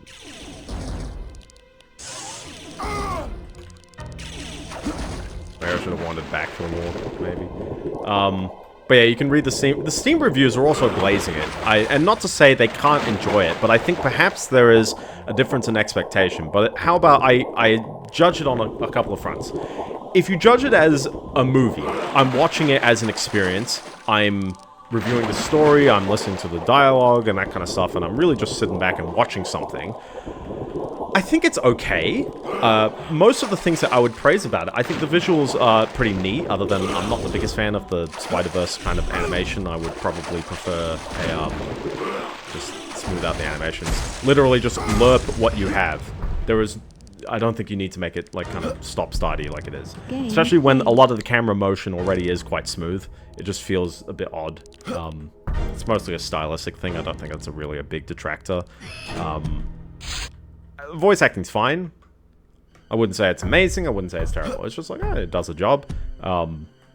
Definitely, it's effective. I won't deny that, but the script also doesn't ask much of the characters.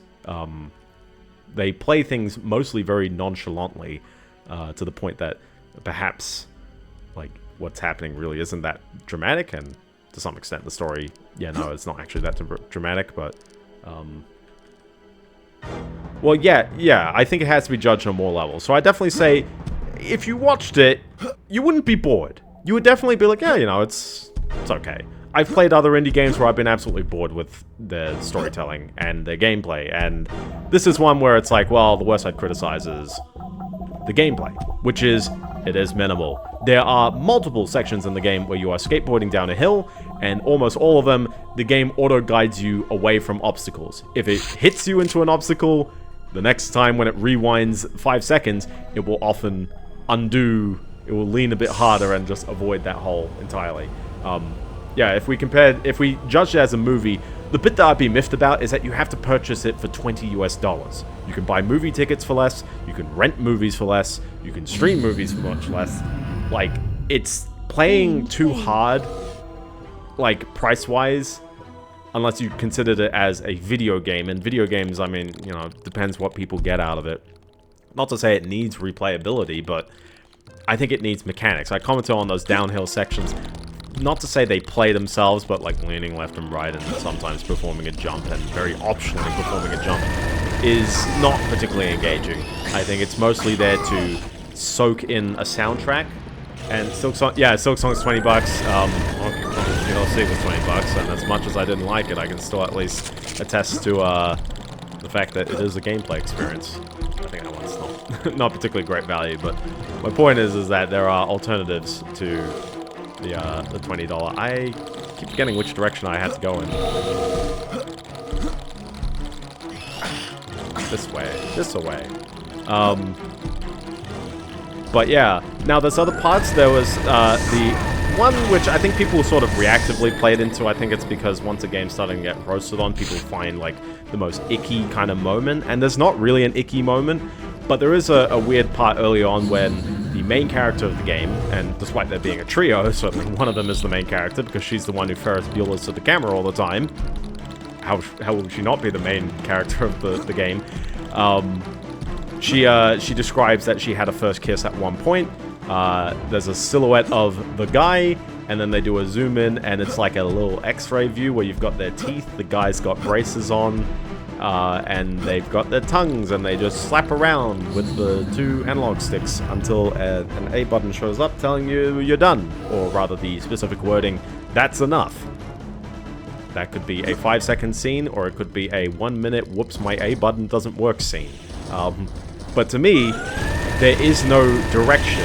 Interactive experience, yes, but direction, I'm not too sure. It feels like it's just a moment.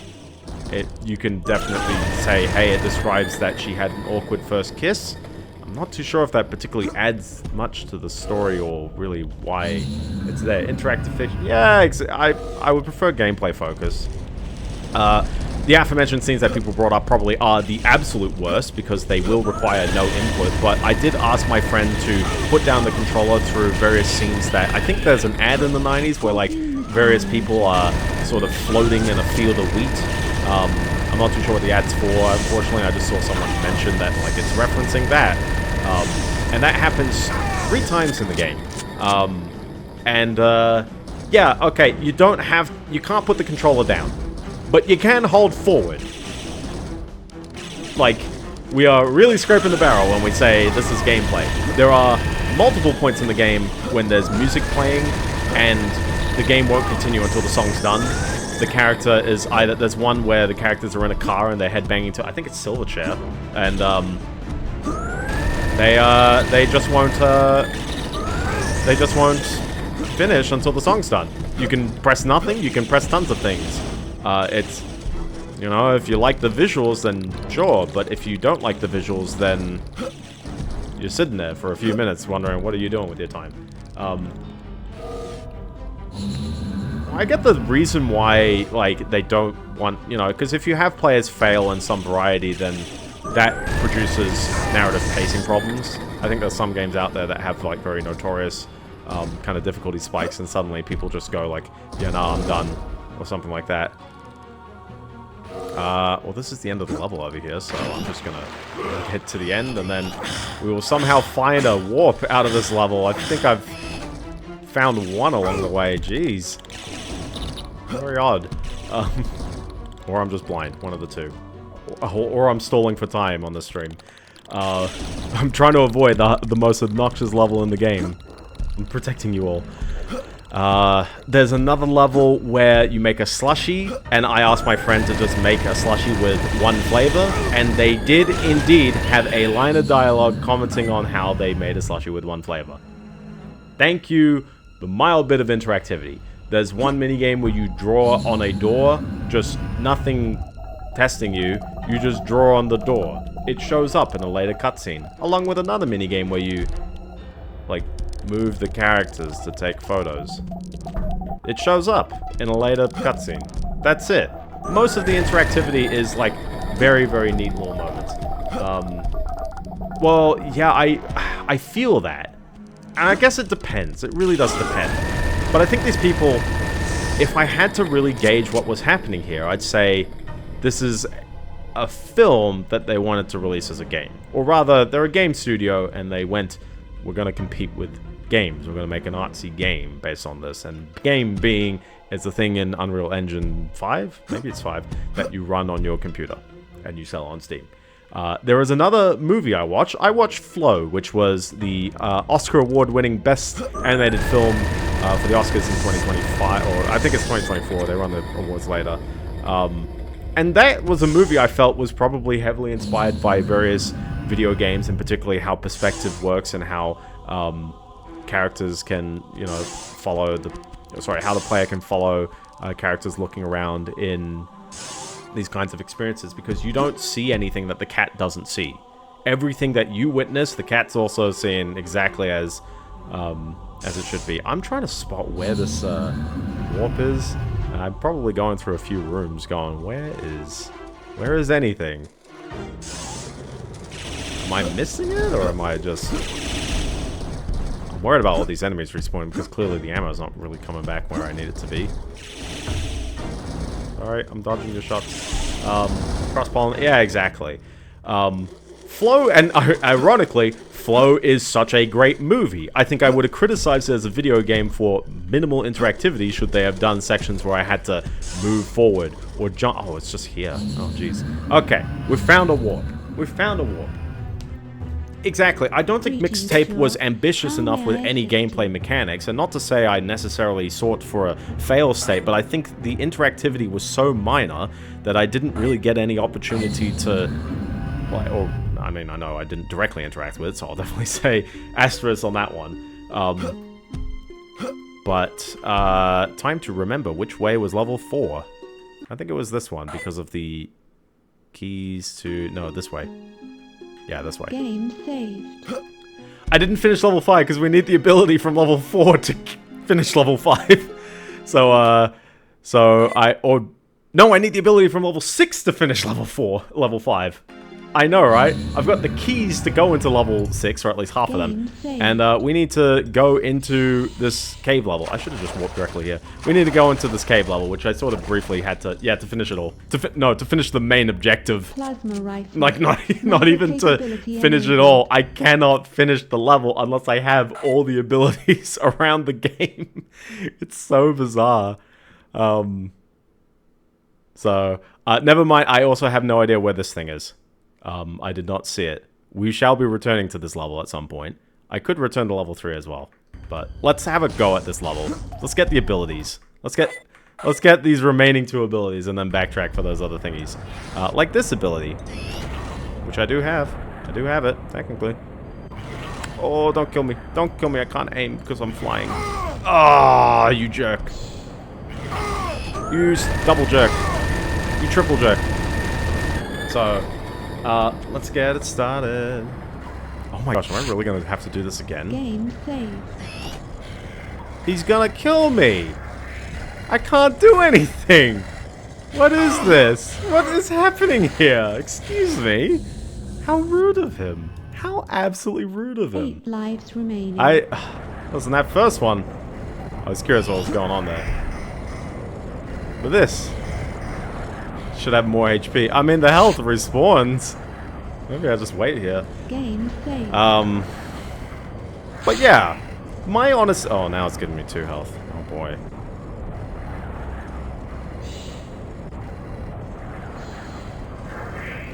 I'm gonna be here a while. Game saved. I'm gonna be here a while. Maybe I die. Maybe I just die and I come back. Oh no, he hasn't noticed me. I've got the leg up on him now. He's still gonna shoot you. It's gonna hurt. I'm just gonna take the death on this one. I need my health back just to deal with him.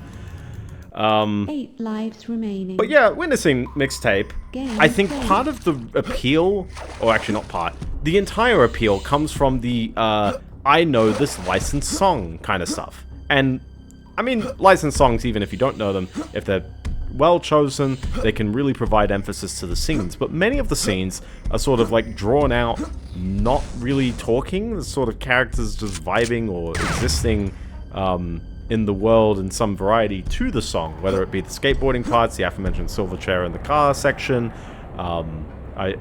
There's one part as well where it's like the character witnessed her female friend character. There's a female friend and a male friend. The female friend has a cop father for reference that will come up in a moment. I'm going to spoil this game, by the way.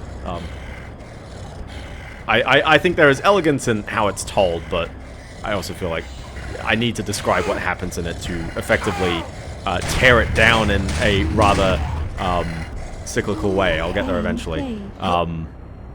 But she has a cop father, and she decides to be quite rebellious, and that's why she joins this group of friends. And there's a scene where main character Rockford, that's a surname, it's not a first name, I think she's called like Jen or something, I don't know. Maybe someone else is called Jen.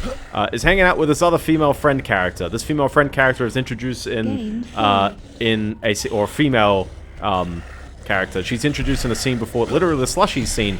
After you make the slushies, she shows up, she's like, hey, I just came from the movie theater. I watched Interstellar Fellas from Space, number 3. And Rockford goes, oh man, killer soundtrack. And just this person replies back, I don't really listen much to the soundtrack. And this, and Rockford just goes, you're dead to me. Like, you're not a real person.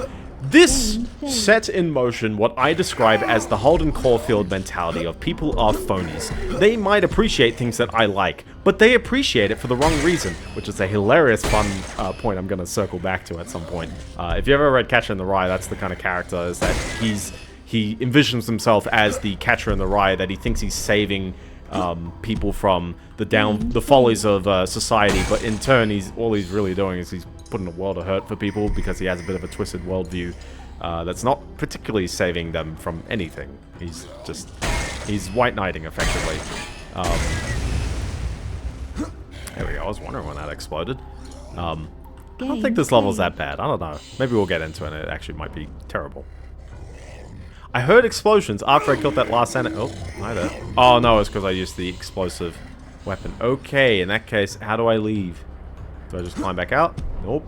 How do I leave? This looks like an exit, but it's not glowing. I need a key. What is... Why? What is happening here?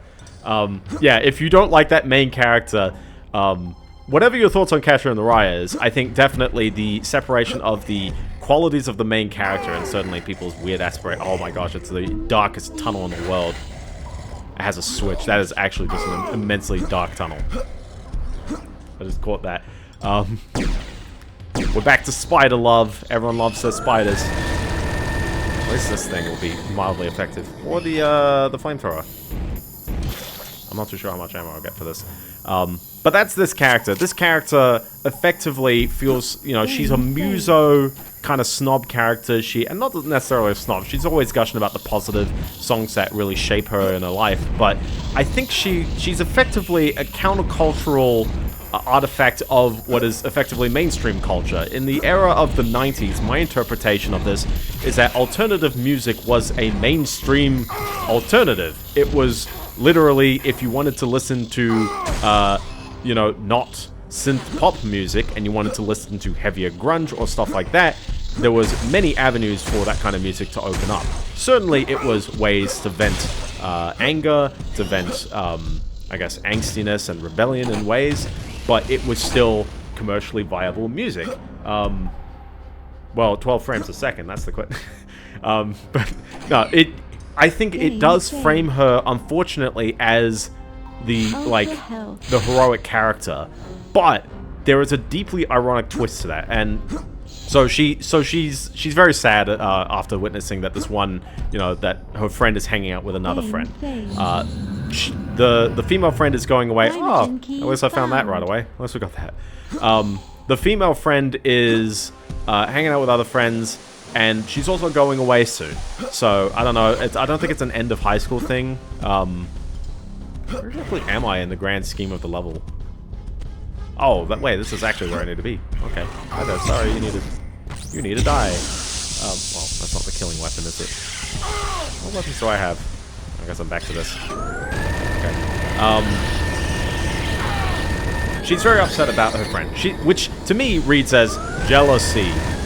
This character only has one male friend, and it's not a boyfriend, it's just a male friend who aligns with her in various ways. She's a muso, he's a music creator of some variety. And while I can get that synergy, it's like, you know, they view themselves as kind of rebellious, and that's what this other character sort of aspires as. She wants to rebel against her dad, in a rather shallow way. It doesn't particularly line up in anything. She seems like she's a straight-A student, and then, I don't know, she just hates her dad at some point, and that's why she joins the team. I'm not reading too much into that, but I wish there was a bit more punk. Yeah, more punk. I mean, I don't think there's really, like, not to say it's stereotypical, but being interested in, like, skateboards and grunge music, and to be fair, she's interested in many, like, that is just level transition right then and there. She's interested in many different kinds of styles and genres of music, spanning multiple eras. She goes to record stores and listens to lots and lots of different kinds of songs out there. So, you know, not to say she's narrowly defining herself as that, but she's certainly not listening to anything that's, well, I'd say mainstream. One of the songs is Stand Bush the Touch, which is definitely a mainstream song. Everyone watched the Transformers movie, right? At least in that time. I don't know. It was popular. Also, Yesterday's Hero is a well-known song, isn't it? There's a bunch of songs where it's like, yeah, you're bound to know them. You're definitely bound to know them. You got the touch. But the climax of the game comes up with main character Rockford gets very upset at I think her name's Cassandra. I'm not too sure if they're pulling a Cassandra Gemini, like a character is effectively sort of a copycat and doesn't really have a personality of her own. She's sort of there to take inspiration from everyone else. But I think they just called her Cassandra. Yeah, maybe. Harpoon gun, by the way. Which, for reference, is that using the arrows? I think it's using the arrows. What key is this under? 8? 7? 6? What key is the harpoon gun on? I'm never gonna find this. I'm never gonna find this key. What is it on? I can scroll. Oh, actually, you know what it? You know what it's on? It's on me being underwater. That's what it's on. I forgot. Contextual. Anyways, this level is fun because you continually descend. You're constantly going through these tunnels with not really any end in sight. Although I think every level seems to be about like 10, goes up to 12 kind of rooms. So just count the rooms, you'll catch it. Also, for reminder, we're sealing 3 thermal vents. This is the 4th level, but I've done the 5th level already, so it's the 5th one to me. Out of 6. So we're getting there. You got these weird looking things that are actually ladders, by the way. So anyway, so they're doing a send away party, and Rockford is very upset that her friend has friends and wanted to invite friends to her own going away. Rockford makes this about herself, like the very, very admirable main character that apparently people maybe perceive her to want to be, but she's not. She's not like that. This then climaxes as the cop dad gets a whiff that maybe there's a party going on, and he knows that there's no party. He knows that it's gonna be Cassandra underage drinking with one friend, actually. I'm not too sure how it ended up being that way. And so, Yesterday's Hero starts playing as she's running through the bit that Christina Tasty didn't have to touch the controller for. She gets to the end, tells that one friend, who is the Jenny who doesn't, like, listen to the soundtrack or anything, tells this character to, like, bugger off because she's gonna get in trouble, and she accepts and thinks that she's being somewhat safe, you know, like, as a bit of a friendly move. Sure, okay, we'll accept it. Cassandra hides behind the dumpster, and she goes, I'm just gonna drink the bottle. You know, take the blow. The cop comes, the cop lectures this Rockford for sort of, like, doing this. Rockford then says, Cassandra is a good kid, she just doesn't want to conform to this kind of stuff. And this is the point when, yeah, exactly. But this is the point that calls to me. Rockford said, I'm not going to quote this quite exactly, but she says, like Rush's 1982 hit song, she doesn't name Subdivisions, I know it's Subdivisions, says, any escape might help to smooth the unattractive truth, but the suburbs have no charms to soothe the restless dreams of youth. And to me, I went, this is the Holden Caulfield thing. He believed himself to be the catcher in the rye, that he was this high and mighty character who had this world ethos that was saving people from something, and in turn was misinterpreting the morals of the own piece of work he was citing. And Rockford here has completely missed the point that the two halves of the chorus, you know, conform or be cast out, and then be cool and be cast out, it draws parallels. They run like moths and drift into the city, you know, to escape the monotony of the suburban life, but eventually they will circle back. They will return to suburban life to escape that hustle and bustle that they once had dreamed for. It reflects the bizarre, not bizarre, but it reflects a fun, ironic nature about this whole, like, escaping modernity and going into a realm where you can be yourself in a subdivision culture while still sort of persisting with your own internal cliques and like still kind of maintaining weird hierarchical structure in places that it doesn't really, you know, like, you're not really lashing out. It's a song that preaches to both ends of the equation in a way that maybe says nothing. And this is my Norman Bates moment, by the way. When I say you like Phil Collins, you like that. That's what I'm doing right here. And I actually read one review that sort of mentioned that. It was like, I think it might have been the IGN review. I think I gotta go in the. No, I want to go in the water, but I can't because that's locked. And I hit a switch somewhere. I can't tell where this goes unless it goes back in the previous room. Maybe it opened up. Something opened up here there.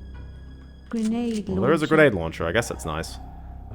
Game but yeah, it is pretentious. Perhaps as a character study, I can point to its pretentious nature and go, the character is pretentious. And the game uses this as a bit of a character study to allow you to evaluate whether this character is truly being pretentious or not. Also, I don't think the game is really doing that, because then the cop immediately then, like, does the, you know, this guy from his 1969 album was really talking about, like, he sort of relates to her. And she goes, wow. She's wowed because she suddenly sees the side of the cop character that she never saw before. So I think that the game sort of endorses this worldview in some slight way. I don't think it's too strong, but it ever so slightly does lean towards that. She then gets arrested, is in the car, and then male friend breaks her and other person out. They then start a forest fire, and then Cassandra confronts her dad and says that, and then the end of the game. That's it. The game ends kind of there. Most of the game is lead up to that moment, but that moment, to me, you can't sight rush unless you do it right. Well, I mean, you can, but, like, I'm very curious where I need to go. That's one of the... That is that key. So I need to come from above. Coming from above, I feel, requires that I go through here, but obviously this gate is closed. Yeah, so for reference, I have a cabin in the woods, which is like the secret getaway, and they do a very, very big party because the cop now has the complete wrong foot on where the party is. I swear I have to be here. This does feel very odd that I've wandered into this area, and then it's just like, can't go up there, but yeah, you know what, I'm just gonna backpedal. We'll see what's in the previous room. But yeah, they accidentally set fire, like the house catches fire. It's obviously, it's not an occupied house in the forest. I don't know, whatever, it gets solved at some point. But the cop shows up, and that's what convinces the Cassandra to sort of lash out against her dad at that point. In an act of rebellious, I guess in an act of rebel, and the dad just takes it. He just takes it, and the game sort of ends very shortly afterwards. So I wandered up this place. I see another pathway there, and I'm not too sure if that's like somewhere I should go, like, was it way up there? Or whether we return to old rooms in some way. I think I dropped down into here as well, so I literally can't come back, so we're actually stuck. But yeah, the game ends there, and in some weird way, I kind of view it as this is where I circle back to anyone who describes this game as a love letter or a nostalgic point. Never mind that I haven't even mentioned the fact that the literal mixtape at the beginning of the game, whether you want to view it as the thing that's on the tape, which incorrectly, the tape is, not incorrectly, but they wrote on the tape upside down, because otherwise they'd be storing the tape with the tape side up where it accumulates dust over time. You'd clearly be storing it tape side down, like people usually did. Not to say you can't write on a tape upside down, but it just feels weird. Also, you wind the tape the wrong way, technically. It's a pedantic detail, but it is one where it's like you kind of have to get it right. And on the flip side, there's also a CDR, because people did use CDs at the time, and for some reason the CDR says it's 500 megabytes, which is weird, because CDR was never 500 megabytes. It was 650 megabytes if it was 74 minutes, as said on the disc. Or it should be 700 megabytes and 80 minutes. Those started to happen around that time. But yeah, like, I think what it is doing, and also on top of that, the developers are Australian. Maybe some of them did live in California at the time. Not to say you have to live in California in order to get the, get all this stuff right. I am absolutely, like, unless I climb up something and I just really don't see it, I'm really, really lost right now. I'm not too sure what's going on here. But it really does look like I need to, like, get through somewhere around here. But this isn't a climbing spot. This is just a hole in this room. Unless I shoot a thing. I might have to shoot a thing. Nope. Definitely no. I mean, that seems a bit too narrow to shoot. Let's wander back. We'll see if it's something. Actually. There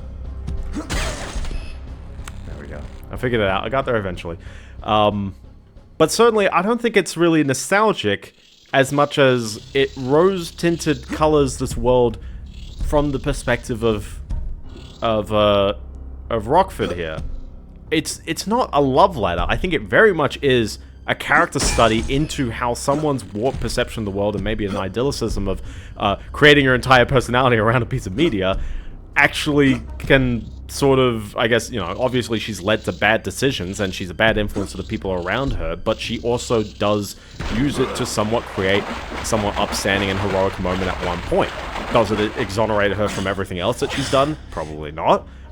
But I think that that's the positive, like, that's the positive angle out of this. And that's why I say this game, not that it's high art, because I feel like that's a lot of time to get up to this one point, and that's a writing point. I've not described at all any mechanics that particularly back this. I think that's just you as a narrative kind of telling it in the right way to allow me to go to that interpretation. But to step back a little bit, I think that virtually maybe this is my pretentiousness, but I think that virtually everyone who's like critiquing this game, or is praising this game, is praising it for the wrong reasons. Ironically, I actually feel like this Holden Caulfield moment right now where it's like, I don't think these people are actually, I mean, you know, if you played the game and you liked it, power to you, you know, like, whatever. I don't actually think this game is really like, you know, a big negative angle for the game industry. It's not setting anyone back. It's not making a preachy message in a way that, you know, like, kind of is a bit damaging. It's like, well, maybe they are. But to that, I would say it is a story, and a somewhat curious one, and that's why I don't think it deserves, like, the absolute flack that maybe it's gotten on the story writing front. I think purely what my problem is that, again, this game reviewer poorly described the game. Unfortunately, Simon, like, I don't think your review accurately describes the game, and I wouldn't have bought it. I still haven't bought it, but, like, I wouldn't have even considered playing it based on your review. Also, let's just glaze over the fact that the game reviewers got, like, special, like, memorabilia pieces with their boxed versions of the game where most people cannot get this at all. Wow, that was very annoying. But, like, they're getting a special experience that the average person will not get, just silently in there. I know it's a review copy and these people should be professional. But no, they're not.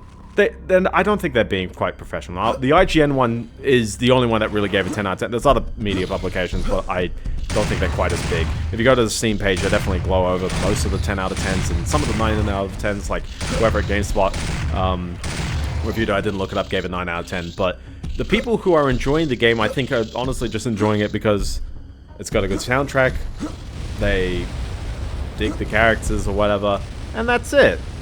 Yeah, it bounced between overwhelming and very, but I think generally it's going to sit quite high in a similar way to Dispatch. As you said, Life is Strange, or at least the original, maybe not the sequels in any way. I need, like, a weapon that won't drive me crazy, like this one. Wow, this guy really takes a bit of a beating, doesn't he?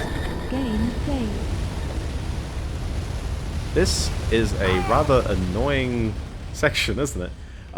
But it is oddly high, and that's the part that I find quite concerning, I guess, is that games journalism still is a very, very, very litmus test kind of thing. People will look at a review score and go, this game has value. Suddenly, IGN's listing is going to last forever. Steam reviews might be a little bit transient, although people are generally liking the game, and yeah, that's fine. But to me, I just don't think that the value is really there. Honestly, as well, like, I think partially by expectation, people should probably know that there is really no gameplay about it. The gamer is entirely wrong about this. They are absolutely lying to you when they say, hey, like, it definitely does have gameplay. No, it doesn't. No, it really, really doesn't. It's very interactive of, like, it's very much a story where you have to do some things from time to time to, like, get the story to continue moving and not to actually, like, think, not to actually execute anything. You're just doing it because the game won't continue until you hit A. Like, that kind of stuff. I do hate that they are misinterpreting the game to pretend that it's better than it really, really is. I think that people who glaze over it on the internet are pretty bad, because people who legitimately are like, I wanted gameplay mechanics and this isn't it, I think partially can point to the journalists as lying to them. Wow, we got 2 scams today. Ooh, very interesting. Also, hi there, Big Spider. How you doing? Do you like spiders, by the way? Maybe that's why people don't like this level. I'm sorry for hitting game save all the time. I've gotten more instinctive on that one. But I think that's kind of my take home, is at the end of the day, like, it is a very, like, interesting game because I get to pull the Rush reference out of nowhere. This made me, reminded me, by the way, I didn't even realize that Rush are back. They're actually touring next month. They have, I've forgotten who's the sub drummer, but I watched them play at I watched an online performance of a, I think it's some award show, but it was only like 2 months ago. And yeah, she seemed like she was crushing it, so good on her. And to be fair, they only played Finding My Way, which is not the most intense of the Rush songs out there, but we talk about poignant lyrics, and that's off the album where Geddy had to write all the lyrics like in the week before recording. I'm curious what's this way. Ah! I think I got him. Oh. I didn't. And it was just for a flamethrower. Well, it's interesting for the discourse. I think it does have strengths, and that's why, like, I wanted to be a bit more fair on this one, and why I had a bunch of stuff to say about it, because I feel like people will have their own takes on this, and I don't want people to get the impression that I generally am recommending this game. I think the price is too high. If you want to support the devs in some way, you know, sure, okay. They're Australian. I guess I have a little bit of a national backing on that one, but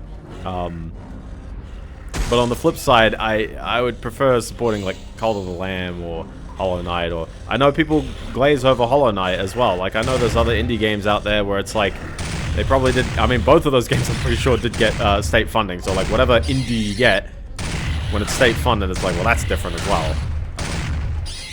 I kind of want like games to just be like short budget, like kind of solid experiences. And unfortunately, it's very hard to compete nowadays on that kind of stuff.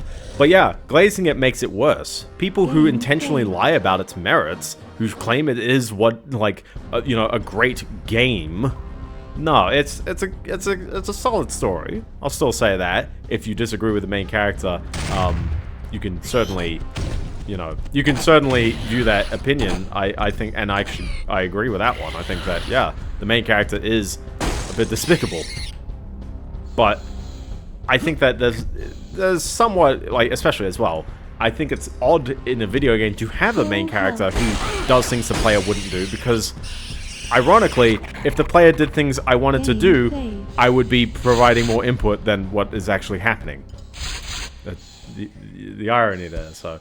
But yeah, I think these people, I don't get why they're lying. I don't get what they're doing. I don't get what's going on. I don't know what the intention is to write such a glowing review for this kind of game. And that's the confusing part. And I know Anita Sarkeesian appeared again in this week's stories because people found her name in the credits of Slay the Spire 2, and I know people like talking about Game Again and all that stuff. I don't want to mention really her because I don't play Slay the Spire 2, I don't know her involvement, and I honestly do not even know if it's... Like, I'm not to say downplaying it, because I think consultancy is certainly a what's the phrase? It's a smoking gun. There's a lot of stuff you start spotting once you spot the consultancy trends. Oh, check it out, a feather. Found a sacred eagle feather. That's a cool jump, by the way. That's actually a pretty cool part of the level.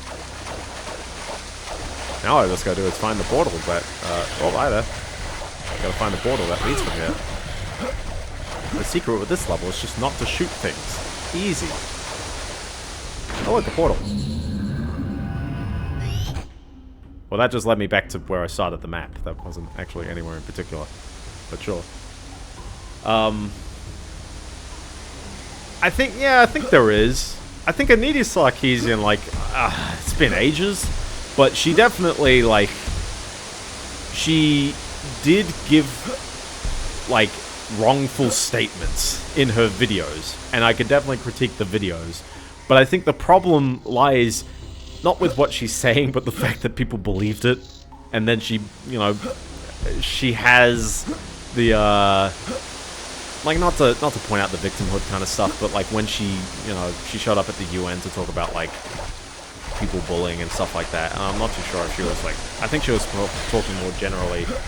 Yeah, it's like, I think that there are means to criticize her for that, but a lot of the blame lies with the people who are somehow allowing this to go forth, and unfortunately not abide by any criticism.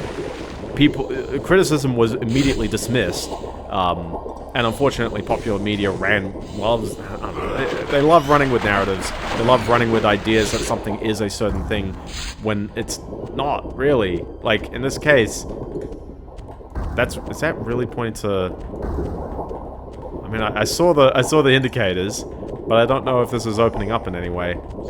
Is there a lever somewhere? Is the lever above it? The lever's above it. There you go. Just keep your eyes out for levers. Can I shoot this with the stun gun? Oh my gosh, this is going to be an iffy shot. I love how it turns into... Oh, hi there. Nope, I can't. Okay. You are going to die for my pew-pew gun.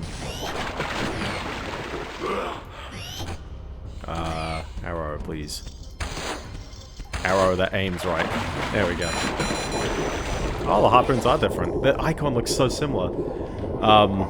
Yeah, there's a bit of horseshoe theory in it as well. Like, obviously, we can easily point to grifters and... Oh, hi there, by the way. We can easily point to grifters in all forms of, all circles. And I honestly don't like the idea of calling it, like, I mean, I get the idea of a horseshoe theory where it's like people who are otherwise competitors might actually agree with each other on methodologies and other kinds of things, but I think people should stop thinking of just general left and right kind of stuff. Like, and I think that's the problem with people bringing up the... Not as in the problem with people bringing up the Gamergate comparisons, because I think, hey, like, when people... like meme on it's about ethics in journalism, I legitimately do view it as I want my journalists to be like held to a good standard.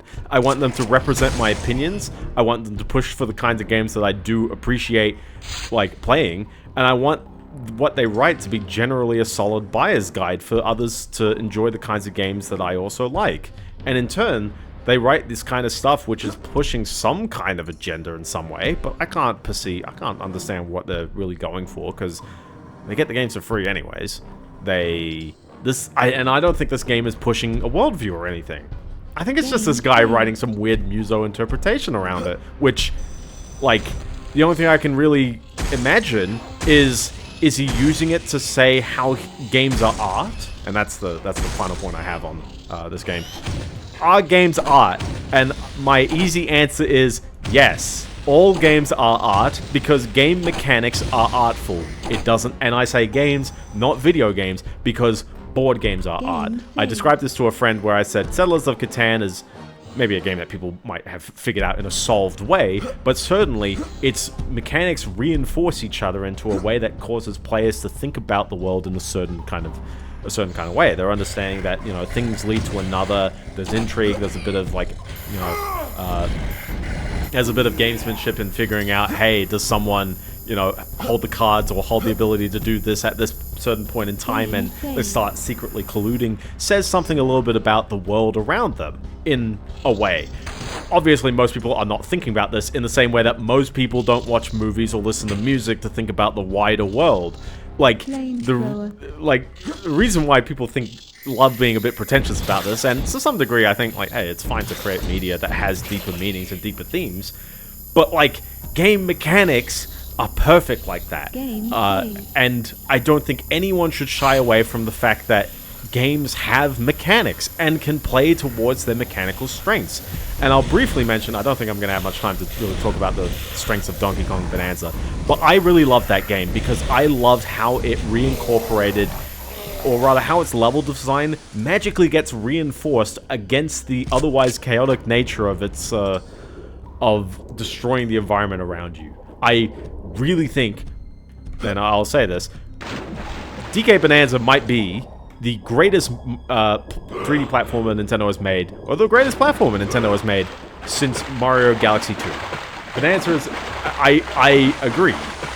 They're different art pieces, and one can enjoy one in a different way compared to another, but I think they are both, like, Mixtape needs to provide gameplay experience, or else I will really dock it, because that is the media. It's like if a movie decided to be black for a whole hour.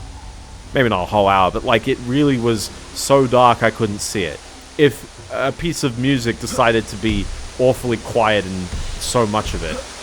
And I know there's expressionist music out there. I don't think this is trying to be expressionist about how it works. Just because it has visual metaphors and psychedelic moments that aren't literal. I haven't seen Blue. I've heard John Cage 4 minutes 33. Let's just say that. Like, I do think Bananza's that good. I teetered on 4.5, but I went with a 4, and my biggest concern was I wish the performance was better. It plays at a mostly good 60 FPS, but you will very frequently get 30 FPS like spikes. You'll feel it. You'll occasionally get like 20 in places. It does feel a bit weird. I say spikes like it really is a blip more than like a prolonged period of time when it's really low. It fixes itself very, very quickly. But also on top of that, it doesn't really run at 4K, and I'm like, at kind of a general moment's notice, it really does look kind of like a Switch 1 game. The intensity of the part of the, I don't want to say voxel, it's not quite a voxel system, but the intensity of the destruction system is Derek Jarman's last movie. I haven't seen it. I'm not too much a movie guy, but I can kind of, I'm very much a music guy, so I can talk about stuff like that. I wish I had a parallel off of the Signals album to sort of say if she wasn't such a poser and listened to the rest of the album, she'd have opinions about like X, Y, Z. How do I was like, how do I get on that ledge? But I'm just gonna circle around here because I keep forgetting what. Like, I picked up a key. I have to remind myself, where did this key go? Because that's where I need to continue.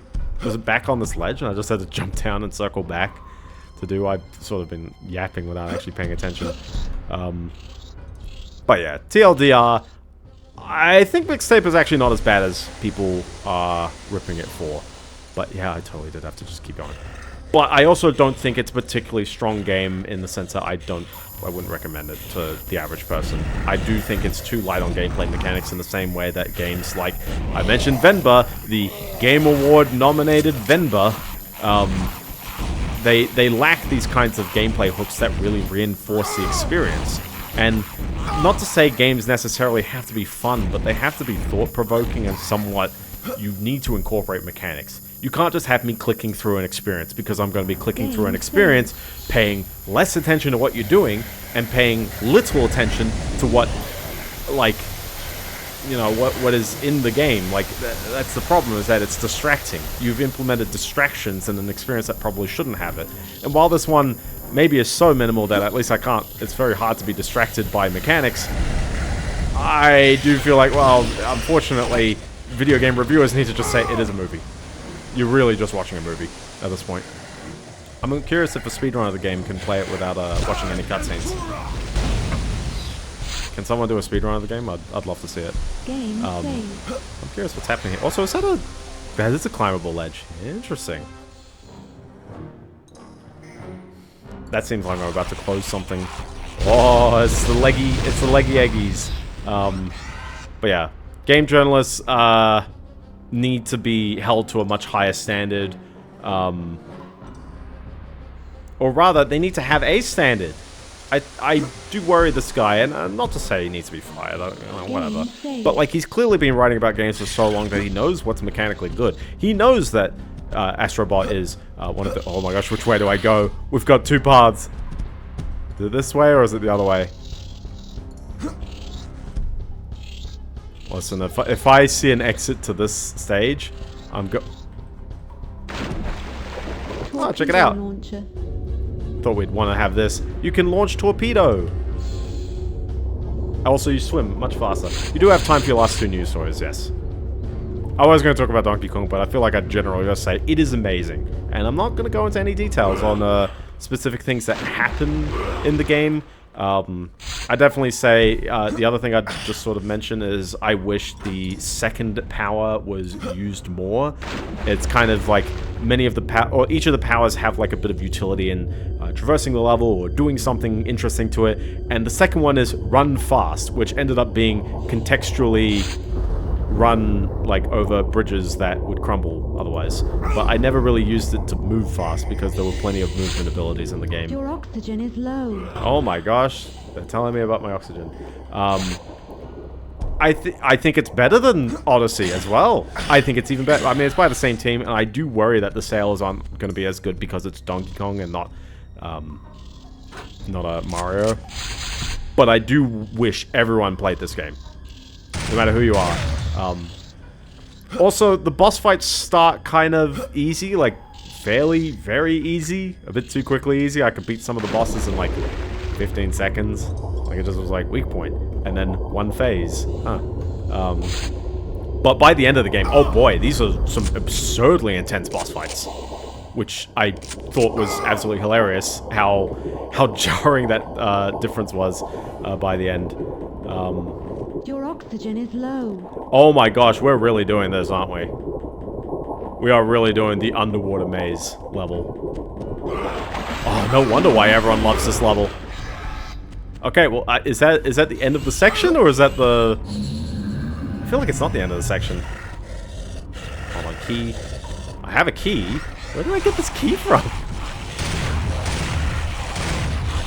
I've figured it out. I figured out why people didn't like this level. It's a maze. It was a maze the whole time. And I'm gonna, unfortunately, call a stream at some point in the middle of it. You can start with the news now. Just go for it, so... but yeah, music's absolutely banging.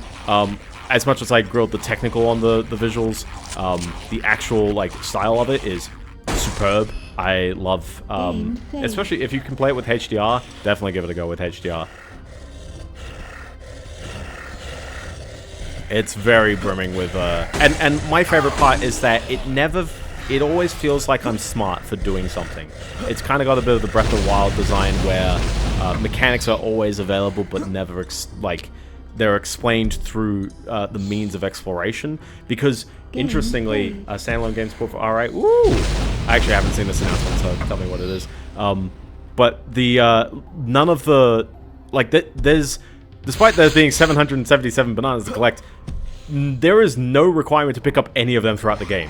They give you fairly quality of life perks, but they never gate you from anything in the game. And I thought that is so weirdly refreshing.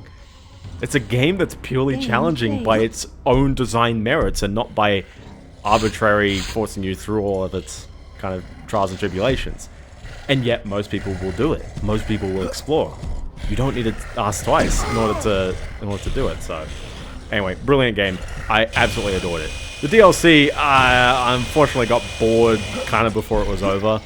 It's a bit repetitive. I have heard of Ragnarok Online. Love that board, by the way. I have heard of Ragnarok Online. I haven't played Ragnarok Online, but I've heard of it. Die, spider. Well, there's a big guy as well. Do I have anything to take him out? Yeah, that works.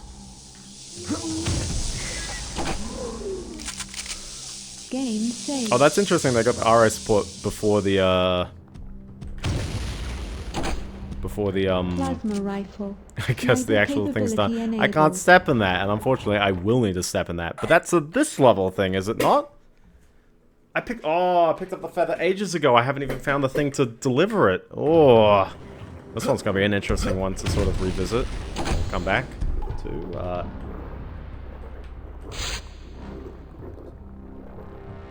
interesting, but sure, yeah. Also, is this just the other side of the room? Why do they keep warning me about lava when, like, you just don't stand in it? Just don't stand in it, bro. Easy. I will continue to say, who decided how much ammo you have in this game?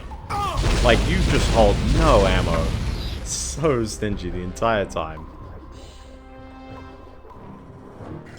Did I write anything else about? Yeah, I didn't write anything about I'm just making sure I had, like, nothing left over to mention, just so I wouldn't accidentally go, oh no, I didn't get around to this. That's it. I am interested in MMOs. I'm playing Xenoblade Chronicles X right now. Oh, my legs! I've played a handful back in the day, 8 but I don't have a lives direct remaining. interest to really like get into one again. Also, I am gonna wander back, and just because, it's just, maybe, probably not, but I always say never. Very special. I'm curious if it's one that I know of. Gosh, it's so annoying to have these enemies in the way. Because especially you can't do anything about... Oh, you can't do anything about, like, these guys just chilling there. Your oxygen is low. I know, there's an additional pathway in there. Phrase go... Oh! Very nice. Very nice phrase. Good job. Look at this snaky pathway. We got another portal just chilling over here. It's so very easy to get lost. I'm actually curious if, like... I mean, vent chamber located is probably a clear sign that I'm in the right place for something. Bit too instinctive. 7 lives remaining. Bit too instinctive. Shredder. Hey, I mean, as long as you don't get burnt out. I, unfortunately, haven't done a single retro achievements thing since she's... Idiot! Since that... I just wondered. Yeah, good job, Phrase. Oh, there's a key. To where? I'm not really meant to jump in there, but to where? I think I'm meant to block this? Seal it? Maybe that this big piece of rock that clearly isn't even attached to the ceiling. The Kami Den's definitely ambitious, so good luck on getting that one done, but... Thermal vent field. That's a whole minute! That's plenty of time.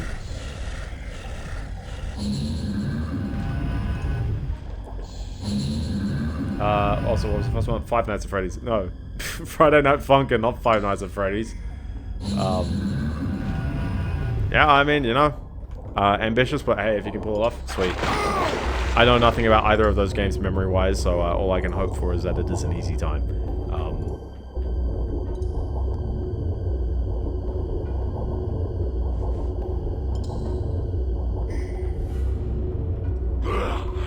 That is not the right way to go. Where do we go? Where do we get there?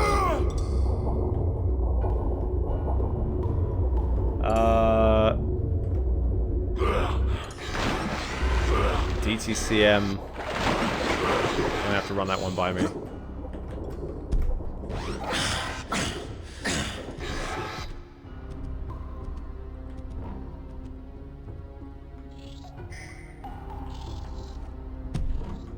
Let's wander back here. I'm not too sure where this is about to go.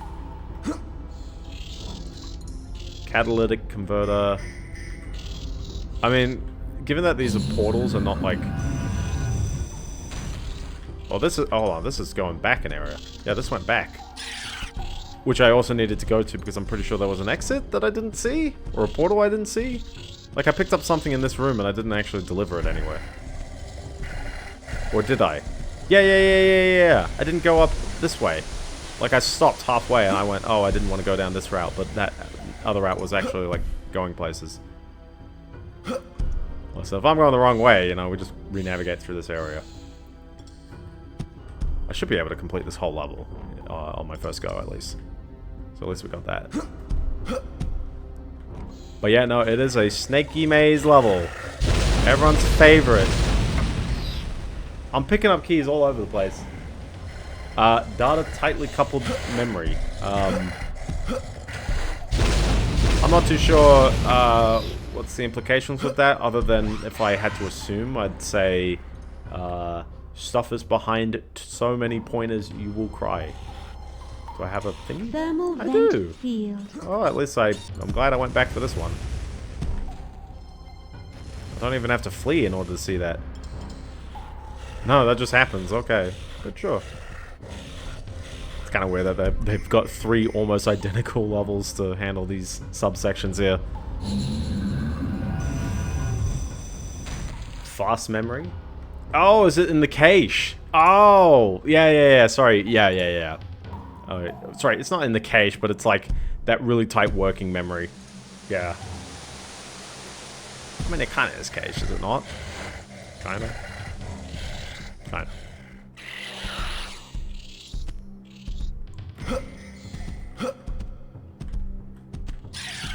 But yeah, if it's not exposed and there's critical parts in it, then somebody's got to do something about it. And I think we had this conversation earlier about like memory mapping and effectively like, yeah, you can map all the area, and to some degree, like, I think you probably should. I feel like restricting what areas the developers can work with will lead to not as good sets, or alternatively impossible sets, because they cannot actually develop the things that they need to develop. Oh my goodness, by the way. Oh my goodness. Your oxygen is low. But yeah.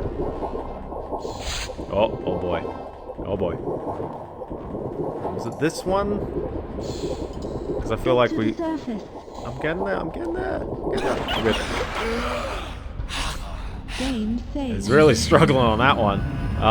So did I not... Yeah, I didn't completely clear this one out. This is where I need to go. Hopefully. I sure do love having ammo, though. Well, because it's the 64 meg kind of zone that was closed off, right? Or unless there's another kind of bit of memory. Obviously, the emulators have been handling this, because otherwise, then how do they work if they never worked with sudden memory? But yeah, the 64 megabytes was on the PSP 2000 and 3000 models. So technically, if it works on the PSP 1000, then it only uses 32 megs of RAM, and virtually every game is on the PSP 1000. But not all of them, and especially if you're doing homebrew, why would you? You know, like how every homebrew Nintendo 64 game uses the memory pack. It's like that. In fact, actually, the exact same principle. Imagine if Nintendo 64 emulators didn't expose the extra 4 megs of RAM. Is it 4 or 2? I think it's 4. Now, the reason why you wouldn't want to expose this much memory is because the more memory you expose, the more pain on people's computers. 4K, I don't know if you can spot that at 1080p, but there is a very, very slight gap between this thing. And that's just like map geometry, really, having that. This is where the spider was. He was chilling in there. And I never killed him. Hi, you want to die? Because I'm not really getting him, am I? Okay, this is getting silly. First try. Samuel Villarreal, get on that. Me commenting on a 9-year-old port. Oh, I forgot these platforms. I forgot about them. Game saved. The question with the 3DS, and I think like, I don't think there's a better answer other than a better implementation so that you save more memory. Or rather processing time. I think it's more the processing time of dealing with this many individual things to be looking out for. It is more intense on the Wii, but it's even more... Again, it's like, I can't believe I re-realized this, that the 3DS has more RAM than the Wii. Like, the 3DS is definitely newer, but the fact that the handheld's caught up that quickly, because the regular DS only has 8 megs? It's really relatively quite low compared to the 3DS. The 3DS was massive, which makes the price increase just seem like a little more justified. Just a little. I guess the question is, did we need that? I want to figure out how to get in there, because I feel like I'm about to navigate into the next level. So let's see. I saw the... I mean, I see these platforms, but that seems to be like a higher area over here, and I see this door that is not going to open because there's probably a switch or something somewhere. You know what's actually amazing? The fact that I've been trying to run this without the hints on as well. Seriously, I feel like I'm actually doing pretty good because I don't have a giant marker telling me, hey, the switch is over here. New 3DS is 256. Yeah, so it's like if you handle 3DS, you kind of have to open that one up as well. Because why wouldn't you, I guess? Yeah, where is that switch? Do I turn on the hint? Do I turn on the little blip marker, or do I try and play it by eye? I feel good about playing this game without the markers, though. Even if I picked up the feather and I didn't pick up the skill associated with it. But I do feel like I'm missing this. I am probably about to miss this. And I don't think I return to this room. So I'm just gonna have to keep on walking, unfortunately. Also, I guess we'll do one more, yeah. Yeah. You know, unless there's something in there.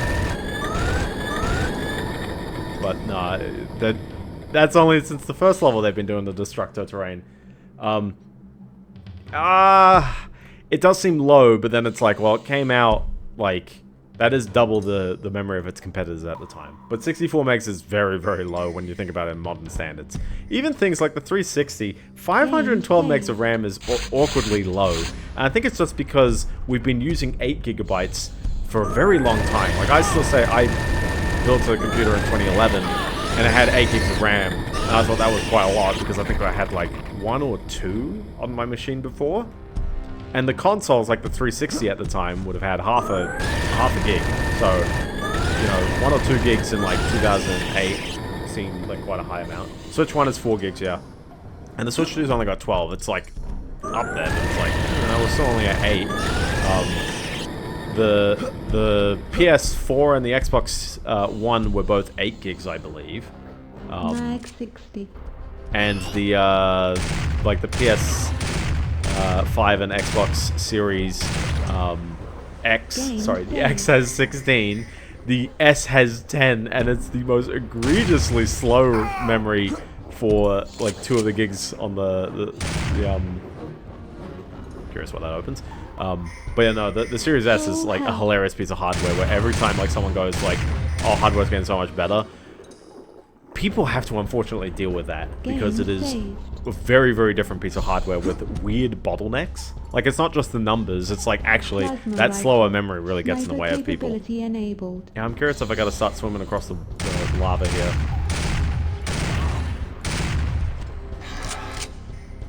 But I do like that this bug cave ended up being a lava cave at some point. I'm a big fan of lava caves. I saw some people say like Nintendo's gonna stop doing the lava and ice levels, but I do kind of like, just not to spoil it too hard in Donkey Kong, but it's like, well, actually it's kind of like ice cream themed, so the lava becomes hot fudge. I mean, it's practically a lava and ice level, but still, I like it. Why does he keep buggering off this guy? Oh, there's 2 of them! There's a second one, come on. Oh. Where's he gone? Oh, he's right there. There you go. Easy money. Easy money. Dude, I'm gonna absolutely confuse myself when I come back.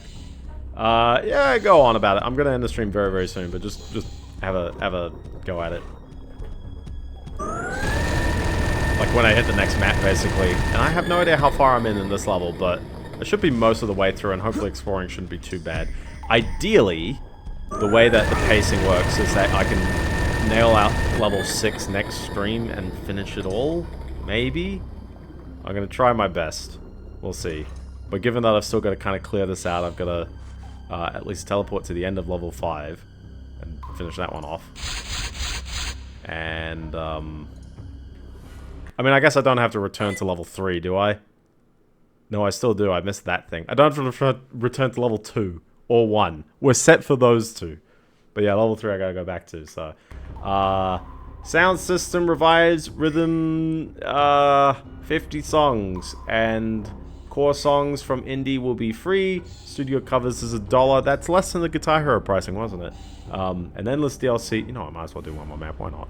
Just keep it going for a hot second. Oh my gosh. Classic mode. No fail. Pro mode. DDR scoring is interesting, and I think it's probably, like, if you're a serious rhythm game player, I feel like you probably prefer playing games that favor accuracy, because Guitar Hero doesn't teach you how to play accurately. If you're new to rhythm games, it never will. One note missed you out? That's a bit niche. I understand the feature, but I'm like, To me, it kind of reads like, well, no one should play the baby no-fail mode. Maybe not no one, but like, if you're getting into the genres, you play the baby no-fail mode. If you're sadistic, you play the no-misses mode. And then everyone plays the pro mode, I guess? Unless it's like, these are all additional, like, ways that you can enable the game or something. Like, in theory, you could have a mixture of all three. Or you could have none of them, and it just plays like a normal rhythm game. Or a normal, you know, 5-lane rhythm game. Gosh, he really does take his hits, doesn't he? Arrow to the crotch. Game saved. I haven't said arrow to the knee all Turok game, by the way. I feel proud of that one. I know I just said it, but I haven't actually said it in mention of anything. Not too sure where I'm hitting where it's causing a ridiculous explosion. They're empowered to craft their perfect performance space. I do like customization options. I think that's one thing that all of these, you know, fan recreation games are sorely lacking, is that they focus on the gameplay experience and then they move on immediately. And I mean, that's okay, but like... Oh, we're really dealing with these spiders, aren't we? Okay, this is going old school on this. This is not even old school. This is a fancy weapon that kills everything. I do like the idea of, or the you know, the ability to make custom songs. You can't kill these guys because I guess they're too dumb to have brains. But this sucks for me because it's like, what else do I shoot with? I've got more tech arrows. Gosh, these guys are so bulky. No drums! Listen, if Fortnite has pro drums, we got no excuse now.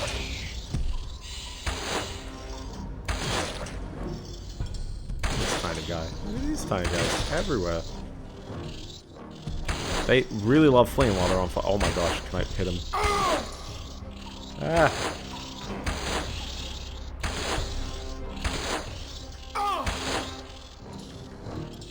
I just can't do anything about, like... I mean, I can kind of do this and slap him a bit, but...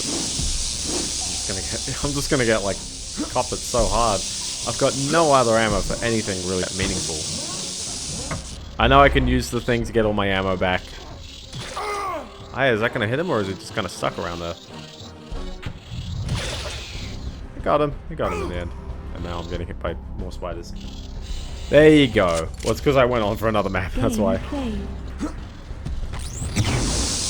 Look at these rocks that he's got around him.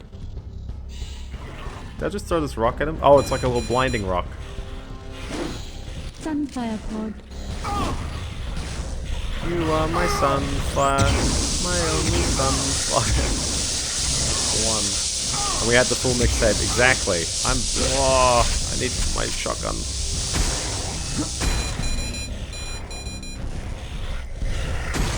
There we go. Bit of Bonanza, yeah. I don't have too much to say other than give it a go. Maybe don't give the DLC a go. You can if you're curious or if you're really interested in roguelikes, but I just didn't think it holds much staying power. I guess if I had to describe it in a little bit more detail, yeah, my problem is that the games end up feeling a bit more the same, and I don't think the levels are as solid. They don't feel as consistent to be playing in this roguelike mode because they're awfully, not awfully, but they're very linear. And when you have to keep darting back and forth across the map because your objectives keep moving around and you're pausing the game and you're looking at the perks every time you pick anything up, it really feels a bit clunky. So I didn't enjoy it really anywhere near as much as I enjoyed the base game. It's interesting. But I think there was a clear, like, I didn't enjoy it as much. I think I'm meant to do this jump. Like, that's not even me doing a weird strafe jump. I think that's just actually, like, in that direction. Yeah, because obviously this gate is in that way. But where's the key? Oh no, that guy was the key.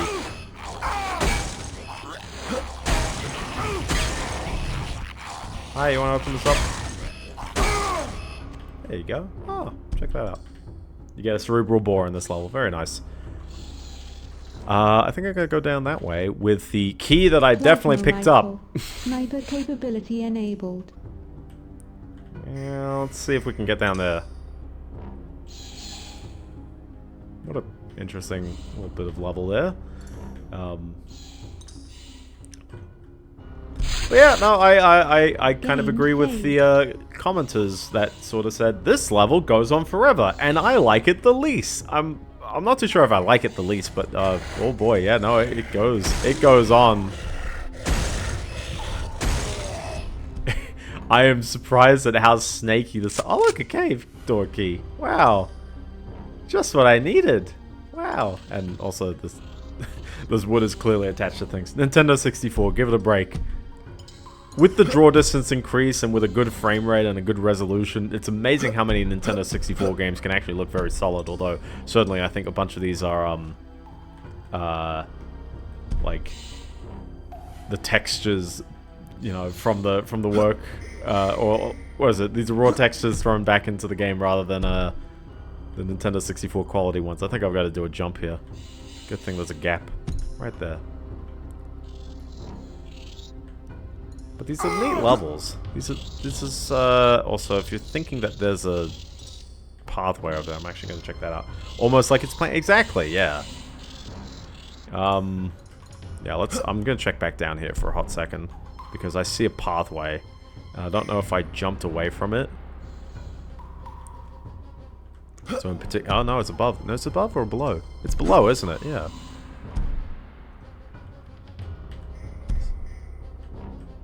I know I've jumped very far back, but you see how there's a... Oh, it's just that window. No, that is somewhere I could have been. But how? Tech bow. Oh, check this out. Look at that, you can actually venture into the pit itself. Using the other weapon. But yeah, so, yeah, other than that, I guess I'm 3 hours into Xenoblade X. I don't have much to say other than certainly it is not as strong an opening as Xenoblade 1. Or particularly many of the other games. It definitely feels like it's opening up something without actually establishing it right away. A long build-up. It's an RPG, you know what you're in for, and it's trying to play the mechanics cards well before it plays the story card on you. Game saved. So we'll get to it. I mean, I'll get to it eventually. I played it before, but I really don't remember that much. Like, I'm just like, oh yeah, this character, I guess. I remember Elmo. I do remember Elmo. That's definitely her name. Not Elma, it's Elmo.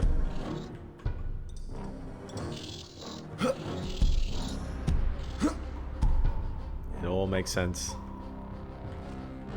Also, I love how they... Like, I think you can change your various parts about your character customization, but like one of them is like the character's voice, and you can literally change that voice via the pause menu. If you change the language to Japanese, it then changes the character's...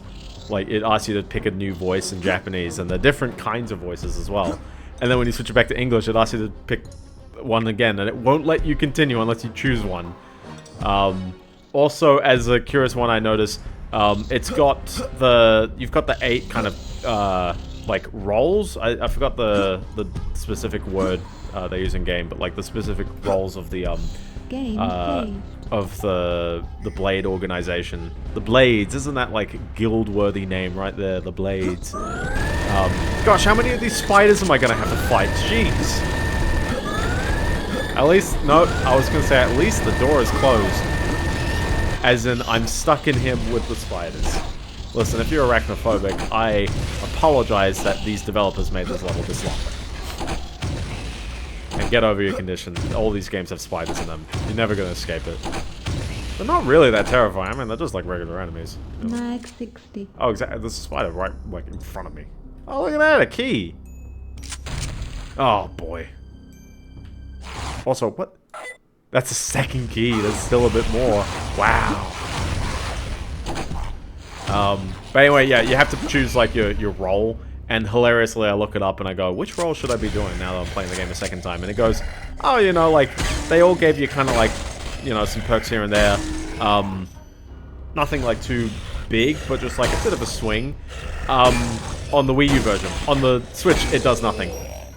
You sit through this to be fair, I elected to do it. You sit through like an 8-minute cutscene explaining these are the roles, these are the kinds of things they do in the lore, and like why they contribute an impact to the world, as well as also you understand that there's mechanical difference, or at least you believe there's mechanical differences, and then they don't, because the mechanics that involve them were taken out of this version of the game, which is very fun and interesting. Also, as a mild note, I know the game has been out for, it's been a year, hasn't it? I think it was like March last year, wasn't it, that this came out? Oh, because they sort of stripped a bunch of the online mechanics of the game. It had this kind of always online vibe, and like you'd have to like go on, and if like other people of your class were doing things, then like things would accelerate, and they generally just said, let's just make it like solid, so we sped up the rate that you acquire materials such that we didn't need to have any of the online aspects really kick in like that. They've still got the kind of raid bosses, they've still got that kind of concept going on, which I will need a Switch Online membership to experience. Hopefully they don't raise the price on me by the time I play around with it. I should probably end it there, I shouldn't keep running on. But I'll back up to here just so I've mentally got my model of the world. Also, what are we up to? 11! We're up to 11, and I got Axe Treasure at 30. Wow! But we're making that. I'm 2 out of 3 on the vents. I'm apparently 2 out of 3 on the secrets. I will definitely find the remaining goodies in this level on the way back. We will go back to level 3, pick up the thingy because I know I can do it. We'll go to level 6. Pick up the, I guess, ability, go back to level 5, maybe I'll finish level 6 in the mix as well, because I'd have all the abilities to do so. And I think with all the Primogen keys, that's when you get access to the final level. I am optimistic, but I feel like I'm near the end of level 4, I've only got level 6, and then it's Backtrack City for the rest, which should be quicker, hopefully. So we'll save the game there, again, just in case. Now you know I'm in the future, whoa! And we will call it a stream there. So thank you so very, very much for joining, for watching, for all that fun stuff. Obviously, you fellas followed on Twitch, but if you're a rando person who was clicking on the stream, or you're one of those 2 bots, you should follow, just to inflate the metrics arbitrarily. If you're on YouTube, you can always subscribe. If you're my recruiter, how did you get to the end of this? Holy crap! I love you. In a platonic way, you know what I mean. But no, thank you so much for watching if you did get to the end. You can follow on the Fediverse where I'll say things. I didn't say anything about Mixtape, but I probably should. Check my backlogs, I write long reviews there. And yeah, don't get your knickers in a knot over Mixtape, but certainly rip on the journalists for that one. That's the TLDR there. And I hope maybe I've delivered a bit of fun insight into things. But yeah, other than that, stay safe, eat your greens, don't stay up too late, and I will bid you all adieu. Farewell, farewell. Have a good one, fellas. Peace.